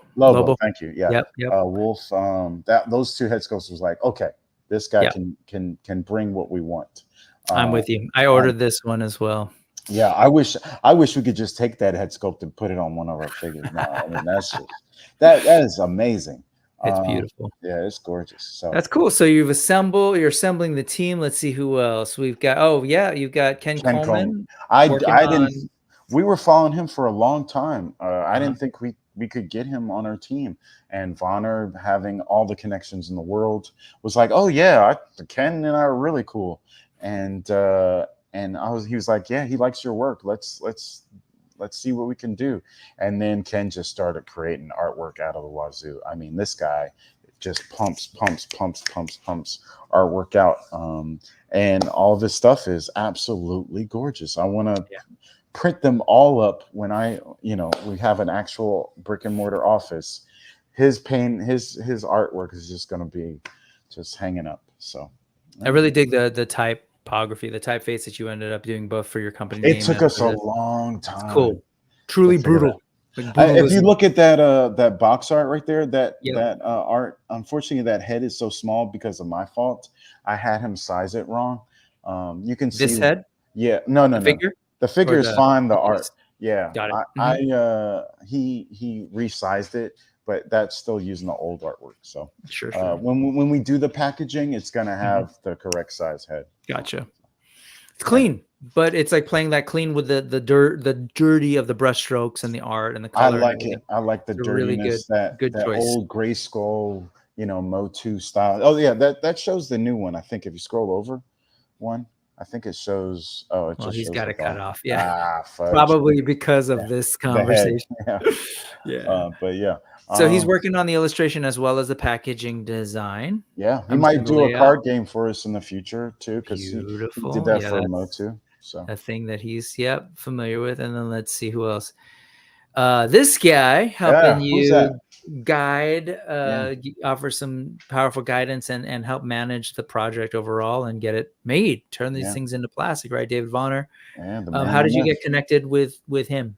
Once again, I hate to give this guy too much credit, but man, Unparalleled Universe, dude. We'll give it. Let's give him. I'm walking because he crawled. Because Vonner was working with him on Odious. And Vonner worked with Shartimus as well. Yeah, got it. And so you from that you were like, hey, let me hit this guy up. Well, I didn't think we could, and I was working with another production manager, and things were going great. But Vonner started sharing our stuff, and I was like, "Oh man, Vonner's really cool. He's from New Jersey, like I am. We've got the same kind of upbringing in a way." And Wade was like, "Dude, you need to hit him up," because I didn't think we could afford him. And we hit him up, and we started talking, and he's just turned out to be the perfect production manager for what we're trying to do, especially how far we're trying to go. He's all keyed in on making our figures as best as possible, but he's also thinking about the future and what else we can do with this. So because he has that insight, having worked on things like, I don't know, a small line like Marvel Legends, and he has the insight. He works with the Cell Company. Yep. And he has this sense of like where else can you go from this one idea? His mind doesn't think just one thing. He thinks globally, which is why his company is called Walk Global, because he thinks globally. He doesn't know how to think any way other than big. So it's great. Love that. You got to make yourself look good. So you go to Trevor Williams. What other choice? I mean, there's some great toy photographers out there. But absolutely. But for us, Trevor was number one, and he didn't disappoint. And a really cool guy. He was really nice to us, especially when we were first talking to him. This is on the 1.0 bodies. And he was excited, and we were excited. I wish we could have, hindsight's 2020. If we had known the direction we were going in, we would have waited and had painted prototypes of the 2.0. Right. So, will you be circling back with Trevor at some point? Cool. There's no other choice. Just checking. And I know he's busy, but that would be great. Hopefully he can do the same thing again, just with the 2.0. I'd be totally fine with that. So just based on the way he talked about, other things that he's into, particularly for Zeta, of course, Mythic Legions, this totally feels like I need to see him translate your toys to photographs. Yeah, it's just exactly. I mean, look what we did with Ogun and Cronin and Croman. That Ogun is going to be in a picture in my coffin. Absolutely, that is that is everything to me.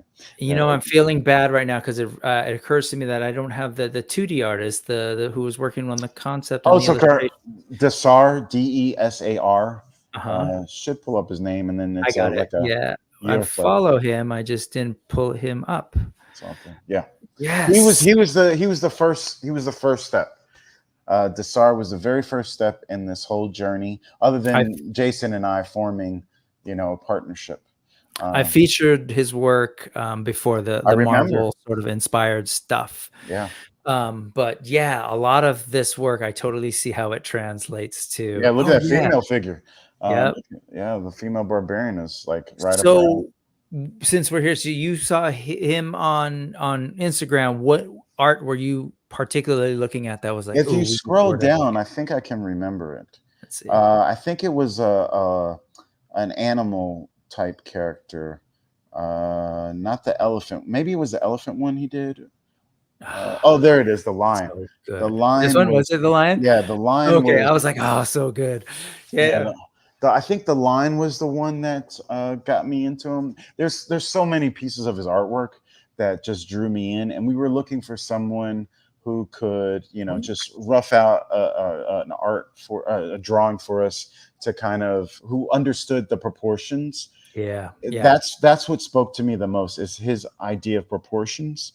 And I was like, okay, this guy can bring to life what we have in mind, because before that we were just talking and no one was able to really grasp what we wanted to. That Colossus at Captain America is another great representation of proportions. That's exactly what we were looking for. So and then he started. He was like, yeah, this sounds great. And he started drawing Cronin. I think Ogun for us first. Okay. Or was it Cronin? Okay. It was Ogun. Ogun was the first one. And if you look on our page, you can see the original concept art for that he did for Ogun. But up top under highlights, go up all the way up. All the way to Ogun under highlights. Right here. I don't know why I'm pointing at the screen. No, good. There it is, right there. Oh, yeah. I've seen the this. Original, love it. Part. Yeah. Yep, love it. This is what drew me, and you know this, but just for the sake of the audience, I think they knew it too because it was all real time. I saw it and I was like, okay, we're talking about this on Sunday. Let's look at this artwork. Look at these types of characters that they're looking to do. And I was like, yes, give me fantasy that's informed by real world cultures that aren't medieval European knights or, the fairies or whatever it is, the elves. Like, give me stuff from other parts of the world, other traditions. Yeah, look at the weapons from those West weapons, Africa. Man. Those are so cool. Looking at Asian influences and to me, it's fantasy, right? So it's like the palette should be broad from where we pull in from, and think of all the fantastic options you'll have when you do that. So that's what excited me. I think I reached out to you guys pretty early. I was like, love what you're doing. Love that, thank you. And, we started from there. And then eventually it was like sculpts. And I was like, wow, okay, this is where we're going. And then it was the prototypes. And it was like, Kickstarter's coming. No, really, it's coming. No, really, it's coming. And then last Tuesday, boom. It happened. I wish we could have launched it sooner. We're still not where we should have been to launch. We still don't have, painted. I'm sorry, I'm nursing a cough. We still don't have painted versions of the Barbarian Warriors to show people really what they're going to be getting, or any of our main characters. And I think that is going to help out our Kickstarter a lot when Medusa Customs, who we've just recently added onto the team. Did I not go over? Oh my God, you're right. I did not go over. And there it is. I skipped right over it. Here you go. Go for it. Yeah. He's now our newest addition to the team, and he is printing out our action figures, and he's adding dye to the resin, and then he's also going to do a little bit of painting on top. So we're going to be able to give everyone a better idea of what the figure is going to look like when they get them. We're probably going to get Nico or someone else to do the paint masters, just so we cover all bases. We're probably going to just do both. But but yeah, we want people to have a better understanding that they're not just going to get this gray. You know, some people thought that it was going to maybe be a 3D printed, kit, but Yeah. we're going into a full manufacturing. Yeah, And there's some confusion in some of the language in Kickstarter of yeah, that's all my painted. fault. Yeah, and let's go there. But first, again, remiss if I didn't say Nico, aka Artman Customs, also working on this. So as Thanos has pointed out, and as I've tried to point out, credit where credit's due. You've got a great group of people working on this, absolutely. And so, yeah, man, I'm I don't know excited. how I lucked up to get all these people, man. Seriously. Is great. It really is this like, let's assemble the Avengers to make some toys. And I'm the weakest link, man. It's crazy. It's awesome, man. Jason, unfortunately, he doesn't have good Wi-Fi where he is. All good. So he's not able to make it. Sorry, yeah. man. No, this stuff is great. Again, no stranger to the Brick Something channel. Been looking at Medosa custom stuff. Amazing Motu custom work, but other things including Mortal Kombat and now Brutal Realm. So he'll be doing the painting. Mario, is that right? Mario. Yeah, Mario. Okay, so now we're at the figures. And so right off the bat, you started saying it's like you're clearly still in the process of developing this thing. So at this point, you don't quite have the finished Paint Masters or the 2.0 versions of your characters. Yeah. When are you thinking, because you have till August 29th till this thing ends, what are you hoping you'll be able to show people? Well, way before that, hopefully really soon, because Mario works super fast. Okay. He's on the level of Penn and Ken in terms of just pumping stuff out. I don't know how they do it because I'm dragging my feet on updates on the Kickstarter, like Tiffany will tell you. I need to. Yeah, I'm gonna do a whole revamp of the Kickstarter. I'm hoping to get new. Thank you. I'm hoping to get new artwork to do it with that revamp, but I'm just going to go ahead and do it. I've already done a slight revamp with the international shipping, but I need to reword everything, the verbiage on everything, so it makes sense. And then I'll just do it again. But the thing about Kickstarter is it's not friendly for updates, for edits. So you have to delete everything and then post everything new. So then people are like, what happened to that thing I purchased? Am I still getting? Yes, you're still getting, but you're getting what it's saying. You're getting more. We're never gonna take anything away from you, because that's no way to build a business. So if anything, you're gonna get more. So yeah, hopefully we're going to be getting art soon about the Barbarian Warriors so people can visualize in their imagination from Ken about what these characters, just like we have the art for Ogun and all the other characters, he's doing character artwork for them because they're a huge part of getting us to our goal. So it's important we have that. And then we're going to be showing off printed prototypes of them soon with the boots on, because all the Barbarian Warriors do come with boots, despite what the pictures look like. Yeah, that was just us, playing with the mold itself. So we should have had pictures for that to show that off, but we didn't. You're hindsight's 2020. Yeah, and you've got time, and like I get it. You wanted it to be just right, and you're working on not only it being right, but you were looking for that time. And we were talking, and it seemed like hard to find a break with all these different Kickstarters happening and these big things being announced for people to buy, pre-orders, and then we were ready to launch with the 1.0 body, but we would have ultimately had to have changed it to the 2.0. And now we're offering something better. So I'm not upset that we're launching like this, because we're giving something better to our customers, to our fans. Sure. And I'm always willing to sacrifice time, for a better product. Unfortunately, we're not advertising it as well because we don't have all the renders that we already had made for all the characters and all this and all that. The photography, we were ready to go. But if we waited until we had all that, it would be next year, and we can just launch another crowdfund, or hopefully have an ability to just sell it online once we get the base funded now. So that was our thinking on that. It's like, okay, if we just wait because of San Diego Comic-Con, because of HasLab, because of Prime, and Prime Monday or Tuesday or whatever it was, whatever that was, then we would actually have to wait till like next year for a time to really launch this, and might as well launch it now. Hopefully we'll get funded. If we don't, by the time we would launch it again, we'll have everything done and we'll have learned. So hopefully we get funded. This way we can offer a lot more figures the second time around, have a lot more to offer then. So hopefully it all works out.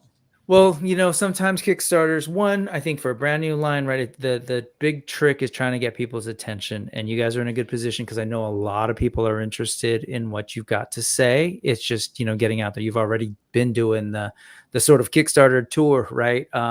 So you've been on ACBA, you've been on Parallel. Have you been on a Parallel? No, not yet. No, not yet. Will be the August 2nd. I think we're going to be on Parallel. We're going to be on Dork Layer. Toy Migos, I think, was the first that you did. Toy Migos was the first and the second we were on. Geek Dad Life, your show. You've got it.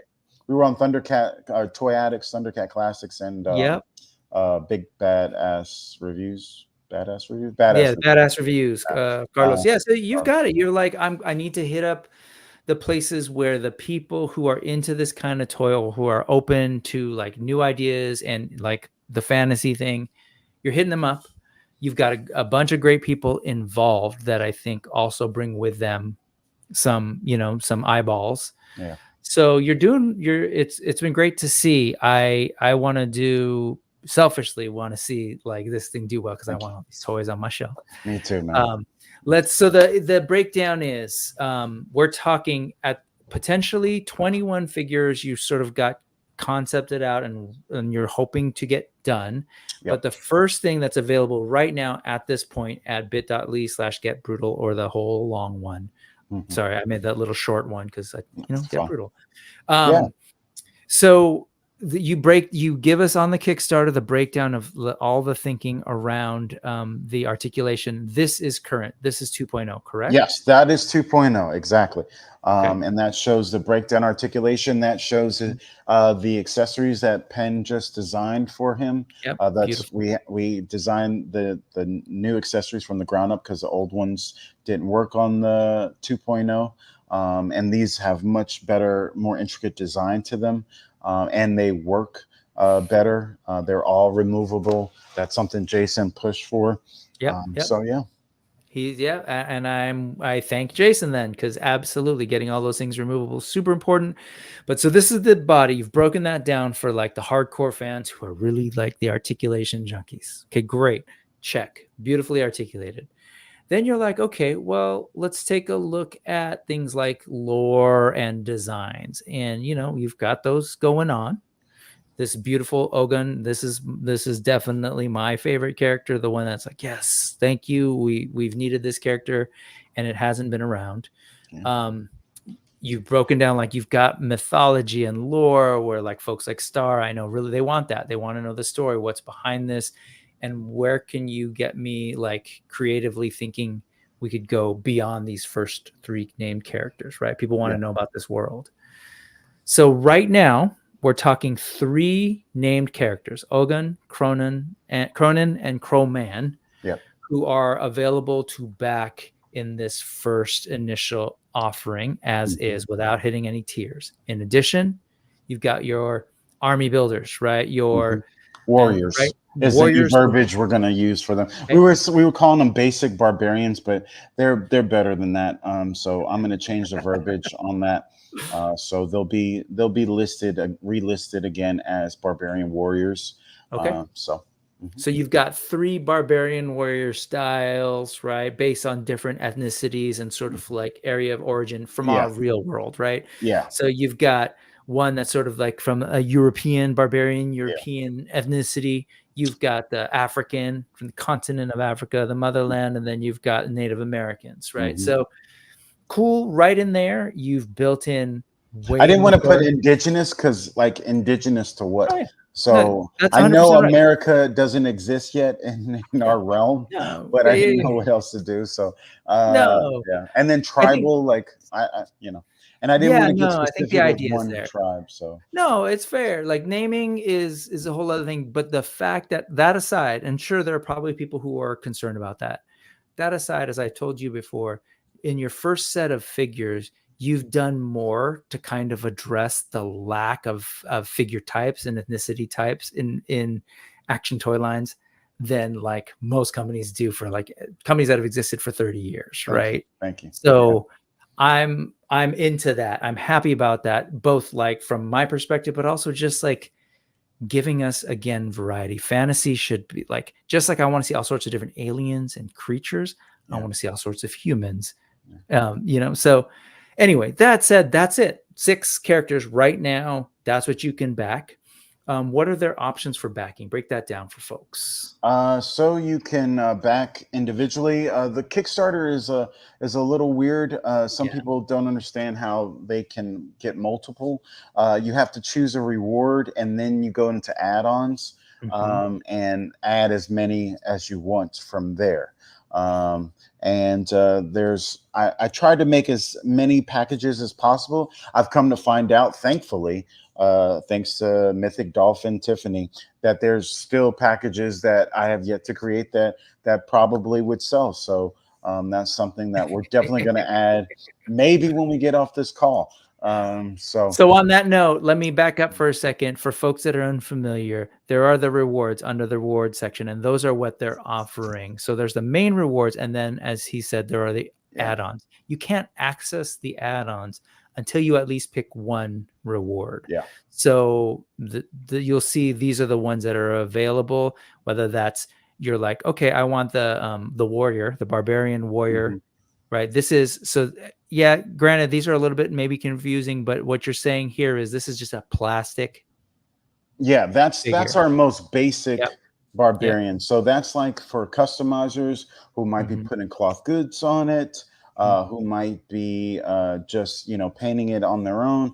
We're still going to offer a skin color choice with that in the backer kit, and that one doesn't come with any weapons. It comes with Ogun's head sculpt that doesn't have the helmet on it. So yeah, that one pictured right there. So it's as bare as we can possibly get. And it will have skin color to it. That's why I added that, because it's somewhat confusing. So low barrier to entry, $28. If you're a customizer who's just like, ooh, I like that body type, I want to do something with that, I want to turn it into this figure or customize it, make it look like me or something else, like that's where you're going. But if you wanted like a particular type of barbarian that they've designed, that's where you're looking at these next 3 options. So what we're saying with the warriors, you've got the sort of the light skin, the European skin one, the African, and the Native American. And again, we haven't seen those yet, but what I'm hearing from you, James, is that soon enough we're going to start to see a little bit more of what those would actually look like. Yeah, if you look at our Instagram post today, and I think you showed it. Yeah, exactly. That's the skin colors that we're working on. We might be tweaking that a little bit, but the Native American is the pinker hue of the two, and the golden is kind of what Cronin is going to be in the same as the European. Might be a little bit lighter than that. So the camera might be skewing it slightly. So at some point you're going to try and translate some of these images and bring them into here, right? Exactly. Exactly. Yeah, and as soon as we get them, yep. As soon as we get them, those are going to be on there, so people will see exactly what they're getting, and there won't be there's still, the only thing is that the paint might change a little bit, and if the paint changes, that means it's just going to mean there's going to be more paint to it, because the initial ones we get might not have the level of paint that we want. So bear in mind, it probably will get more paint, if anything. I'll just say $30 for that figure, and it will have weapons. It will have like some arm bracers and everything, right? For the warriors, warrior. they don't come with the arm bracers unless you Okay. get the accessory. They will come with boots. They come with a loincloth, and they come with one weapon and 2 sets of hands. Got it. All So for $30. they'll have that for $30, and then if you want to dress them up, that's when $5 more. You get an that's when the axe. add-ons. You get the arm bracer. You get the waist belt. Axe, arm bracer, waist belt, and then we threw in the rings that Ogun has, the bicep rings, just Got it. as an extra. And so they're different colored, and again, photos working on it. I thought I uploaded a photo for that. It's not showing it for the accessory packs. Yeah, no, not yet. on mine I can see it. Go to wait, go down a little bit. Maybe you have to do it for each of them. So maybe you did it for like one of the barbarians. Now I see why people are so confused. Yeah. I did I swear I see it every time you scroll. Yeah, so I see it right there here. It is. Yeah. But not on, some of them. Oh, okay. So, because those are not available anymore.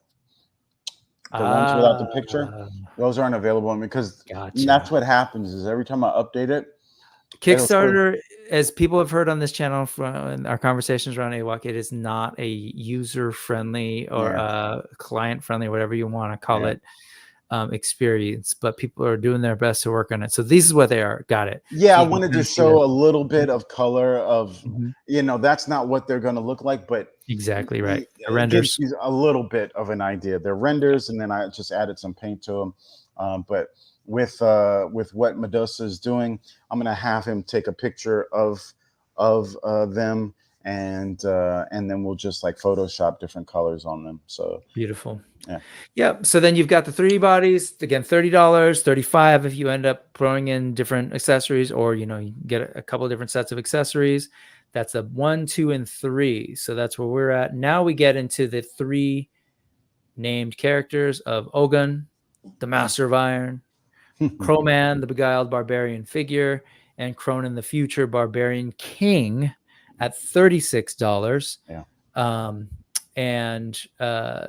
Yeah, man, $36 for these with everything that they come with is a steal. Can I ask you, at retail, is there a sense of how much more they might end up to give? So I haven't told anybody this. We're in talks with BBTS, and we tried our best to get as close to these numbers as possible because we know a lot of people are just going to order through BBTS. So the closest we've been able to negotiate is $39.99 for the name characters and $36 for the warriors. I think that's right. Okay. Let me double check. So hopefully that's still appealing to people to buy through BBTS,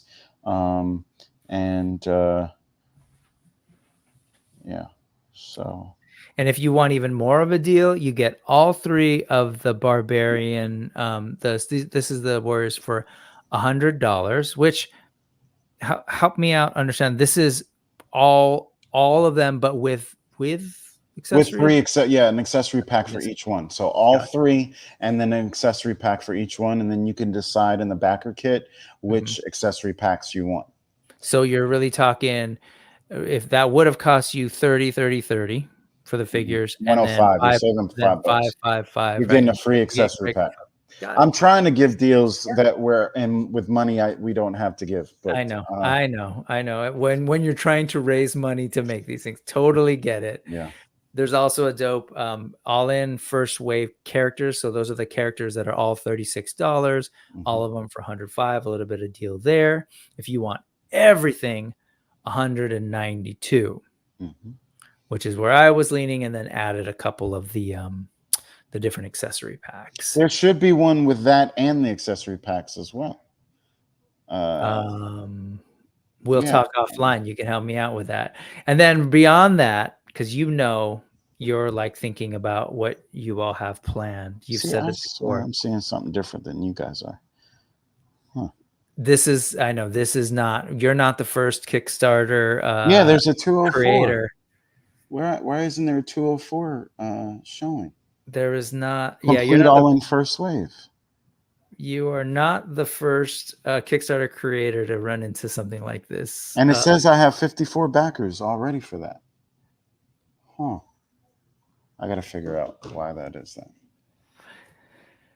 Yeah. It's hard. It's tough. And like people don't realize that again, when you're doing a HasLab, it's like there's some truth to the questioning or why are people like Hasbro doing crowdfunding. That said, for folks like the Realm Toys guys or Spiro, whoever it is, man, this is a complicated process. They're working, they're trying to do their best. Here you got James saying like, I thought I did that. If I had a penny for every time I heard Adam say something like that for the Spiro thing. But yeah, just help us out on these though. These ideas are like, this is if everything gets unlocked. That's where you get. Yeah, all 21 characters that we have in mind. Every single character. Every single character. Yep, we could possibly make if we fully fund. Yeah, and I think we're giving quite a deal on that one too. I think we're giving a significant discount on every single character if you get that. And it could just be me. And if we don't get all 21 characters unlocked in the backer kit, you can change it to whatever you want for that value or less. That's the other thing that people need to understand. Yeah. At the end of the day, depending on what gets backed or what gets unlocked, at the end of the day, in backer kit is when you can actually say this is what I actually want based on what's available. Yeah, none of this actually really matters until the backer kit. So all this would go away, and we could not actually be funded with the backer kit. That's why. Let's not talk that way. But yes, no. But yes, and just so you know, Thanos is saying that he sees the option. For some reason, I don't. It could be a thing on my end. Who knows? But I don't want it to no one. Right, the idea that it's intermittent. But I will tell you, Jesse hit it on the head. Yes, the answer is yes. Kickstarter is a pain in the butt, but at the end of the day, we potentially get brand new toys. We get brand new toy makers doing some dope things, and we still need to let people know that this is a thing. I think just a lot of people haven't heard about it. Yeah. So I'm excited about it. I think you've got some great options. I think, like a lot of people, I'm really hoping that we get to see some of these things unlocked because these first 6 figures are awesome. Those alone will really just kind of like I said, open up so many doors for what's available on my shelf. But at 150,000, we get characters like Chief Mato. The mighty Chief Mato, sir. Yes, you're right. The mighty Chief Mato of the Wakinian tribe. Yeah. I love the deco that's going on with this. Yeah. I was very proud to make him. I think he might be the first character I created outside of the first 3. Oh, I yeah? remember. Yeah. I love what's going on with the head sculpt behind the headdress and the hair. And that headdress is removable. So beautiful. Yeah. So you'll be able to however you like. So we need to get this 150,000, folks. It needs to happen. We got to get Mighty Chief. Then we get to 160,000 out of Asia. We've got the Khan. Yeah, the Great Khan. The Great Khan. Is that the adjective? Yes, got it. Yeah, the Great Khan. I love this art. I love just the boxy nature of what's going on. Me too. Some people complain about boxiness. I love it. I love different silhouettes too, because there's a lot of other different types of things I've already got over here. Give me something for everybody. New. Yeah. I love this. I love the whole lore. Love the idea of the Phoenix bow, everything. Just read this, folks. Great stuff. Some really creative things. I would love to see this, James, bigger. Like I would love to see this shown off, man. Like the Phoenix bow. Oh no, just the figure, like just like just like we get to see Mato here. It'd be great to see this because you've got great stuff. You got to show us, man. I kept hoping that people could like click on it and it would open up larger. I wish that's too. Not the case. No, right. if you, I'm learning a lot. I'm learning a lot. And open image, this is what you get. Oh man, no, that's not good enough. Okay, so I'll re-upload it and show off him in greater detail. Oh, good. It's just great. Like I want the excitement. No, you're right. Yeah, I want to post on Instagram and like bug people the way I have been about like, hey, check this out.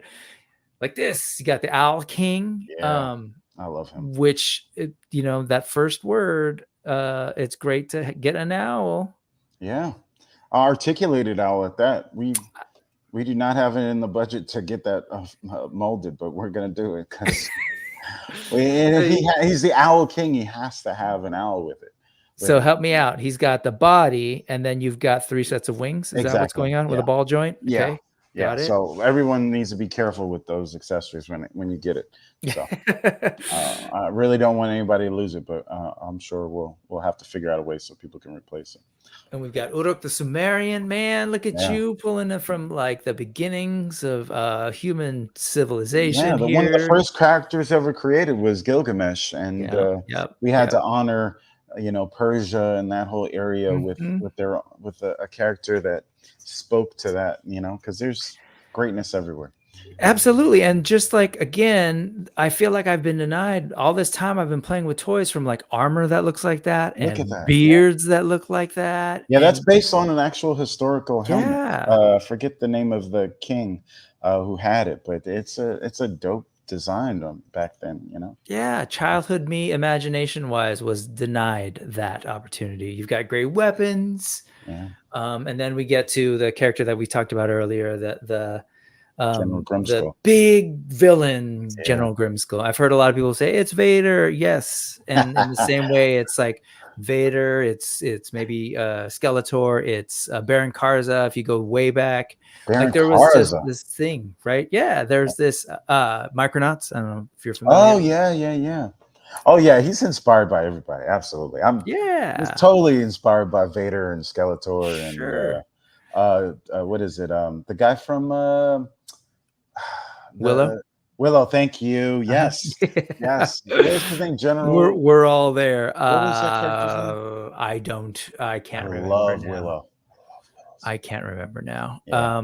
And then you've got, of course, the troops. Yeah. 3 different heads, faceplates. Faceplates, yeah, they're gonna be faceplates. Gotcha. And we got like something for everyone there, I hope.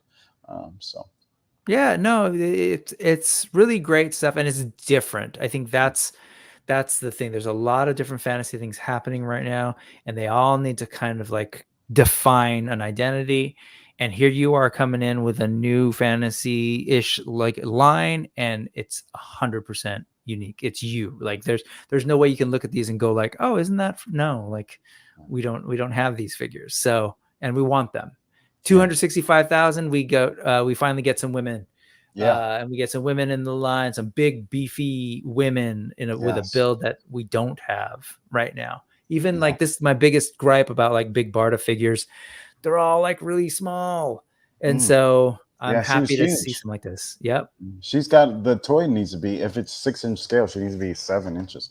This is our Athena. She's going to be thick. She's going to be powerful. She's going to be able to hold her own on that battlefield. Like I said, General Kale. Thank you, sir.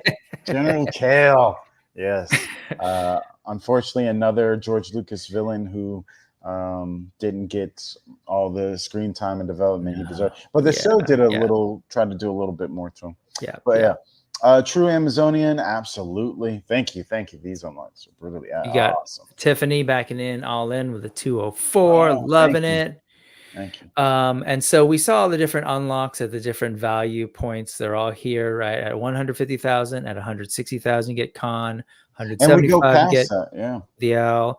190 you get Uruk, 210 you've got General Grimskull, 225 you get the army builder of the Shadar, 265 we've got Athena, and then you were just saying we go past that. And just want to address something real quick. Athena costs a lot more than the 265. Her costs are built into the additional tiers before her, so when people say, oh, if you just put her ahead, I'd do this, she actually can't be paid for until all those additional. We're trying to make it more worth the while to get to her by giving these additional characters because we have to. She costs so much for the mold for a whole new body. So hopefully people understand. Yeah, I tend to lean on the like, oh, I'll ask because I'm curious. But generally, I assume that folks have done their homework. There's reasons for why things are laid out the way they are. So the information is getting out there more on how much it costs to make figures, especially molds. People are understanding more, but sometimes we still have to have this conversation. And I just want our fans to understand, and I don't want to withhold anything from them that I know they want, and I hope they know that I want to give to them. So after this, thank you for indulging me for ranting. No, you're good. You're good. We're gonna make the most out of this body, and we're gonna have 3 female warriors, just like we have 3 male warriors. And we're doing Asian, we're doing Native American, and we're doing African. Nice. And then we have with Athena, we have European, Greek. So right. A good start. We're gonna do all the other cultures as soon as we can.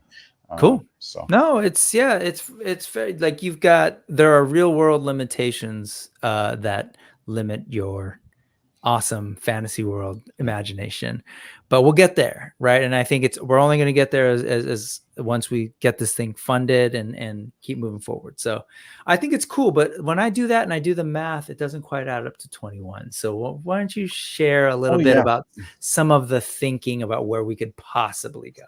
So we have on our page Lion Lord.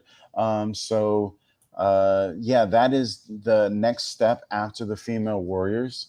And then in addition to Lion Lord, we're going to take advantage of that body, and we are going to make 3 primal figures off of that body. And we're going to do a Monkey King, Sun Wukong. We're going to do a werewolf, kind of like Hammer film style Wolfman. Nice. Not like actually, I don't know. But more humanoid is what you're thinking. I don't know. We might. That body sure would look good for a particular head style. Anyway, we'll see. We're still working on things. We might get 2 different designs done, and we'll see. We'll go with whatever works best. But and then the third is definitely going to be a Black Panther, an anthropomorphic Black Panther. Because I think that would look so cool. So, all right, man, I just realized we've gone 2 hours, but like there is so much to cover because there's a ton of ambition, a ton of great ideas. Now we just need to find that ton of backing out there. So that's where we're going to need everyone who's watching this, who's watching all the other things. I think someone was saying earlier, hey, I think it was Rick was saying, like, you need to go on ACBA, and you've done that, right? Yeah. You're making that tour, which is exactly what you need to do. The folks who are watching, if you can like email things out to folks, send people this video and other videos and send them the Kickstarter link, help inform them in terms of like, how it all works, why maybe not all the photos are there yet. And it's going to take a little bit. Like, this is the thing about crowdfunding, true Kickstarter like situation. These are brilliant people with brilliant ideas, but what they don't have is the capital. And so without that capital, some things just simply don't happen as fast as they should. We don't get concept art done. We don't get renders. So like it's a little bit of some grassroots effort going on here. Like as you go, they're putting up photos. You heard James. He's like, wait, I thought I did that. Like that's how this stuff works. Guys, so, I wait tables for a living. Like this is all made off of someone who waits tables for a living. Yeah. So please. So trying to get it done. But the dream needs support, and that's where we all come in, right? Whether it's telling people about it, whether it's backing yourself. So let the folks know I was trying to do the math, which is not like my strongest suit, but like it looks like a healthy climb to get to where you need to go to back the thing. It's trying to get over that hill and maybe like unlock some things. Yeah, things are going well. I think when we upload the new pictures of how everything will look, that's going to help us out tremendously. I think when BBTS comes online, that's going to help out tremendously. I think our numbers are going to be hugely affected by that. I think when San Diego Comic-Con is over with, That'll help us. And then, we're just going to get more people interested.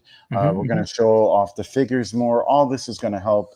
And then if people could back as soon as possible, that is going to ensure we get things unlocked sooner rather than later. Because the more people wait to the end, the less it seems as though the less things get funded. So yeah, because there is that vibe where people are like, well, people want to see a thing growing. And so that's the funny thing. They're like, well, I'm going to wait until more people get in. But when they do that, they slow the thing from happening. So it's trying to help people get past some of those ideas that aren't really helpful for the campaign. Right.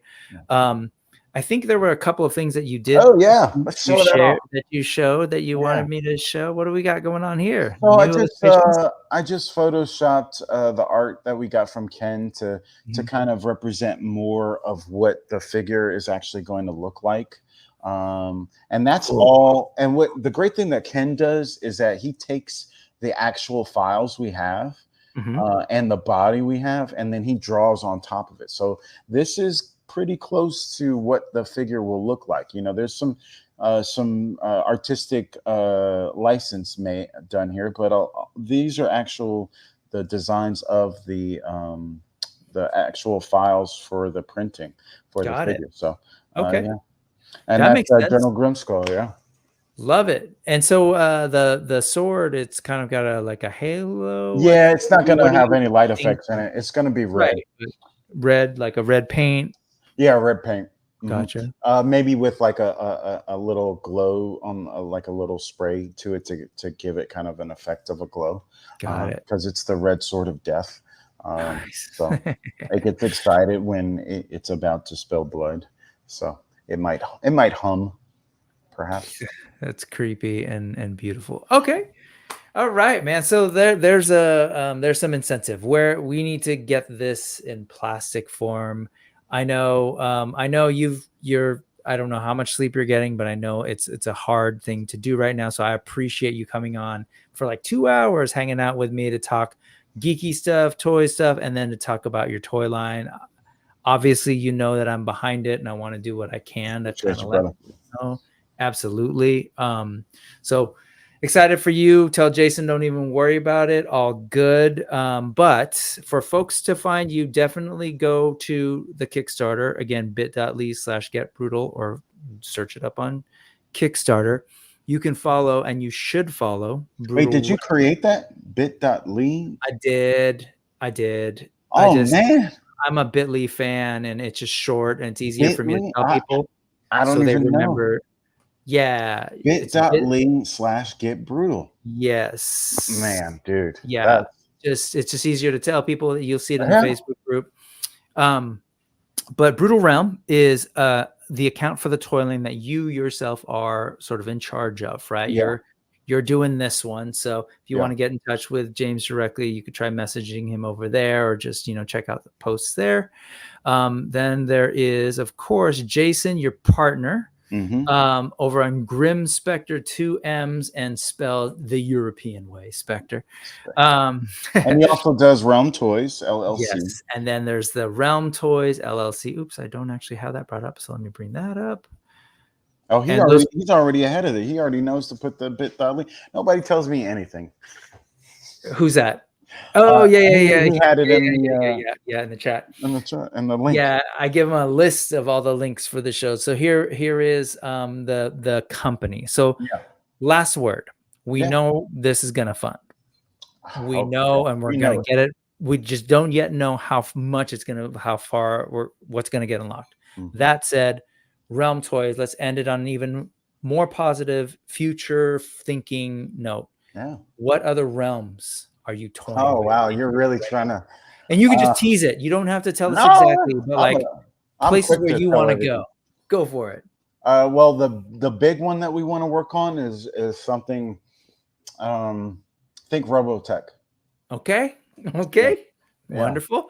We wanna go in that realm, like a Robo realm. I don't know. Okay. Beautiful. So I'm a huge fan of the Americanized version of the Macross saga and the Robotech, Macross, the first season, and then the third one, which was Gen Muspida. Yeah, those are my two favorites. Century Cross or Southern Cross. Southern Cross in the middle. I've watched it. I still just can't get into it. It's got great ideas. I just can't get into it. But something along those lines. Beautiful. Military, so got it. With robots. Military with robots. Love it. That's it right there. Woo! So we go brutal and then some other word, but yes, you get the sense of like, this is what it is. That's why I want to tell people, but when you're backing an indie and you're doing the Kickstarter thing, it's an investment, right? It's like we can invest in things that we want to see happen. We are helping them from the ground floor. If you like the long-term vision too, you're like, cool, back Brutal Realm. Let's get this company established and let's get to those military mechs. I want to see that realm too. And as affordable as we are, just imagine if we were to get into military mechs type stuff. And with our own Kickstarter that we're doing right now, you're funding two realms at once. You really are. There's Brutal Realm and there's Primal Realm, which is kind of a subcategory of Brutal. But it's all in one. And with those bodies, we can go into dark realms and monster realms and things of that nature with the Primal Realm book. And who knows where else we can go. We're gonna create whatever our fans are interested in. I have an idea for every single thing under the sun, and an opinion for it too. So we got so many. I love that. And I'm sure a lot of people love hearing that you're gonna do whatever the fans want. But I will also say, because at the end of the day, you're a creative dude, and you and Jason, you've got these ideas. You create the things that you want, and we'll see the love, and we'll be into these ideas, and then it's just going to exude it, and we're going to want it too. And on that note, you got Brian Brink saying military Robo Realm. Okay, I think you got my all in. Oh, wow. I want you to get to the next vision. Thank you, Brian. That means a lot coming from you. All right, folks. Yeah, man, thank you so much for hanging out for so long. Sorry if this was a little bit more of your time than planned. I was off today, so don't worry about it. Yeah, so it was like Brutal table. Your audio dropped. Oh, there it is. You know what? Kill the music. The music does it. We got to get this guy. Like, that's great that you service people with the tables, but let's get this guy making toys full time. That'd be great. That'd be great. I'm a horrible. All right, folks. It's good for me to be back. This is the second week of being back live, and I will be live for the rest of the summer. I'm back, and so there's been a lot of stuff happening here. I'm going to continue to cover Brutal Realm and all the other dope indies that are doing their things. We'll be watching the campaign closely. We'll be updating, doing all that. I do want to just shout out real quick. I did start a different new Instagram account based on the photos that I was taking over in Japan and just everywhere else I've been. So toy.spotting, like train spotting. I've been just taking pictures of toys and just love sharing that. So I'd appreciate it if folks would consider heading over to Instagram and adding that. That's toy.spotting. And yeah, just continue to hang out. See you next Sunday here. And we'll keep watching what you're doing, James, and send all the love to Jason, man. Absolutely. Oh, real quick, do you have any shows coming up that you're going to be on? Then the next one we're on, I think, is Unparalleled Universe, August 2nd. There might be something before that. I think we might be on 3 POA with Laser Pants. Nice. And I don't know if Bobby Vallow will be on that, but we look forward to being on 3 POA. And if anyone knows of any podcasts that we might be a good fit for, we're definitely excited to go. We're going to be on Dork Lair in the middle of August. Perfect. And we started our own YouTube channel. So YouTube / Brutal Realm, I think it is. Okay.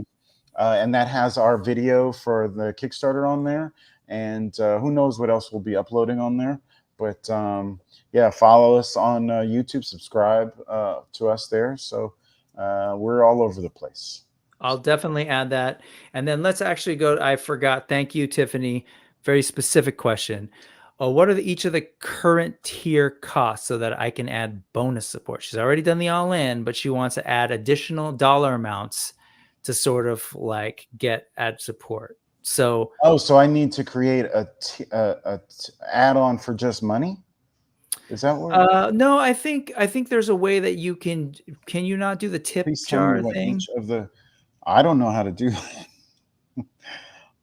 So I need to look into that so I can have bonus. I would say message Jason directly at Brutal Realms, and he'll try and get that with you. Oh, well, I will. I think she's also asking what tier I'm going to make between 204 and 632. Okay, and I think she was talking to Jason about like the male characters. If those all get funded, I'll make a tier for that. Oh, yeah, that is. You're right. That is what she's asking. What's that in between? So if you can figure that out. So I'll do a tier for that, and then maybe I'll just do a tier for the additional female figures on top of that. So then there'll be everything, and then I'll do accessory bundles with that as well. Okay. Or just have it. Yeah, I need to do an accessory bundle add-on too, so I don't have to do a reward tier where it's accessories and the characters and their accessories built into it, where you just add on an accessory bundle. So I'll make that too. Love it. So there's still things to be tweaked and adjust, and just look out for that Kickstarter updates. Thank you all for being patient. There are a bunch of comments that I just realized, oh yeah, I should circle back to it. I'm off my game. I literally drove 6.5 hours to get back home and then just jumped on. But because I wanted to talk Brutal Realms and I got to do the show. So, but yes, definitely follow up. James is super duper accessible. So just head over to Brutal Realms or comment on the Kickstarter, even better.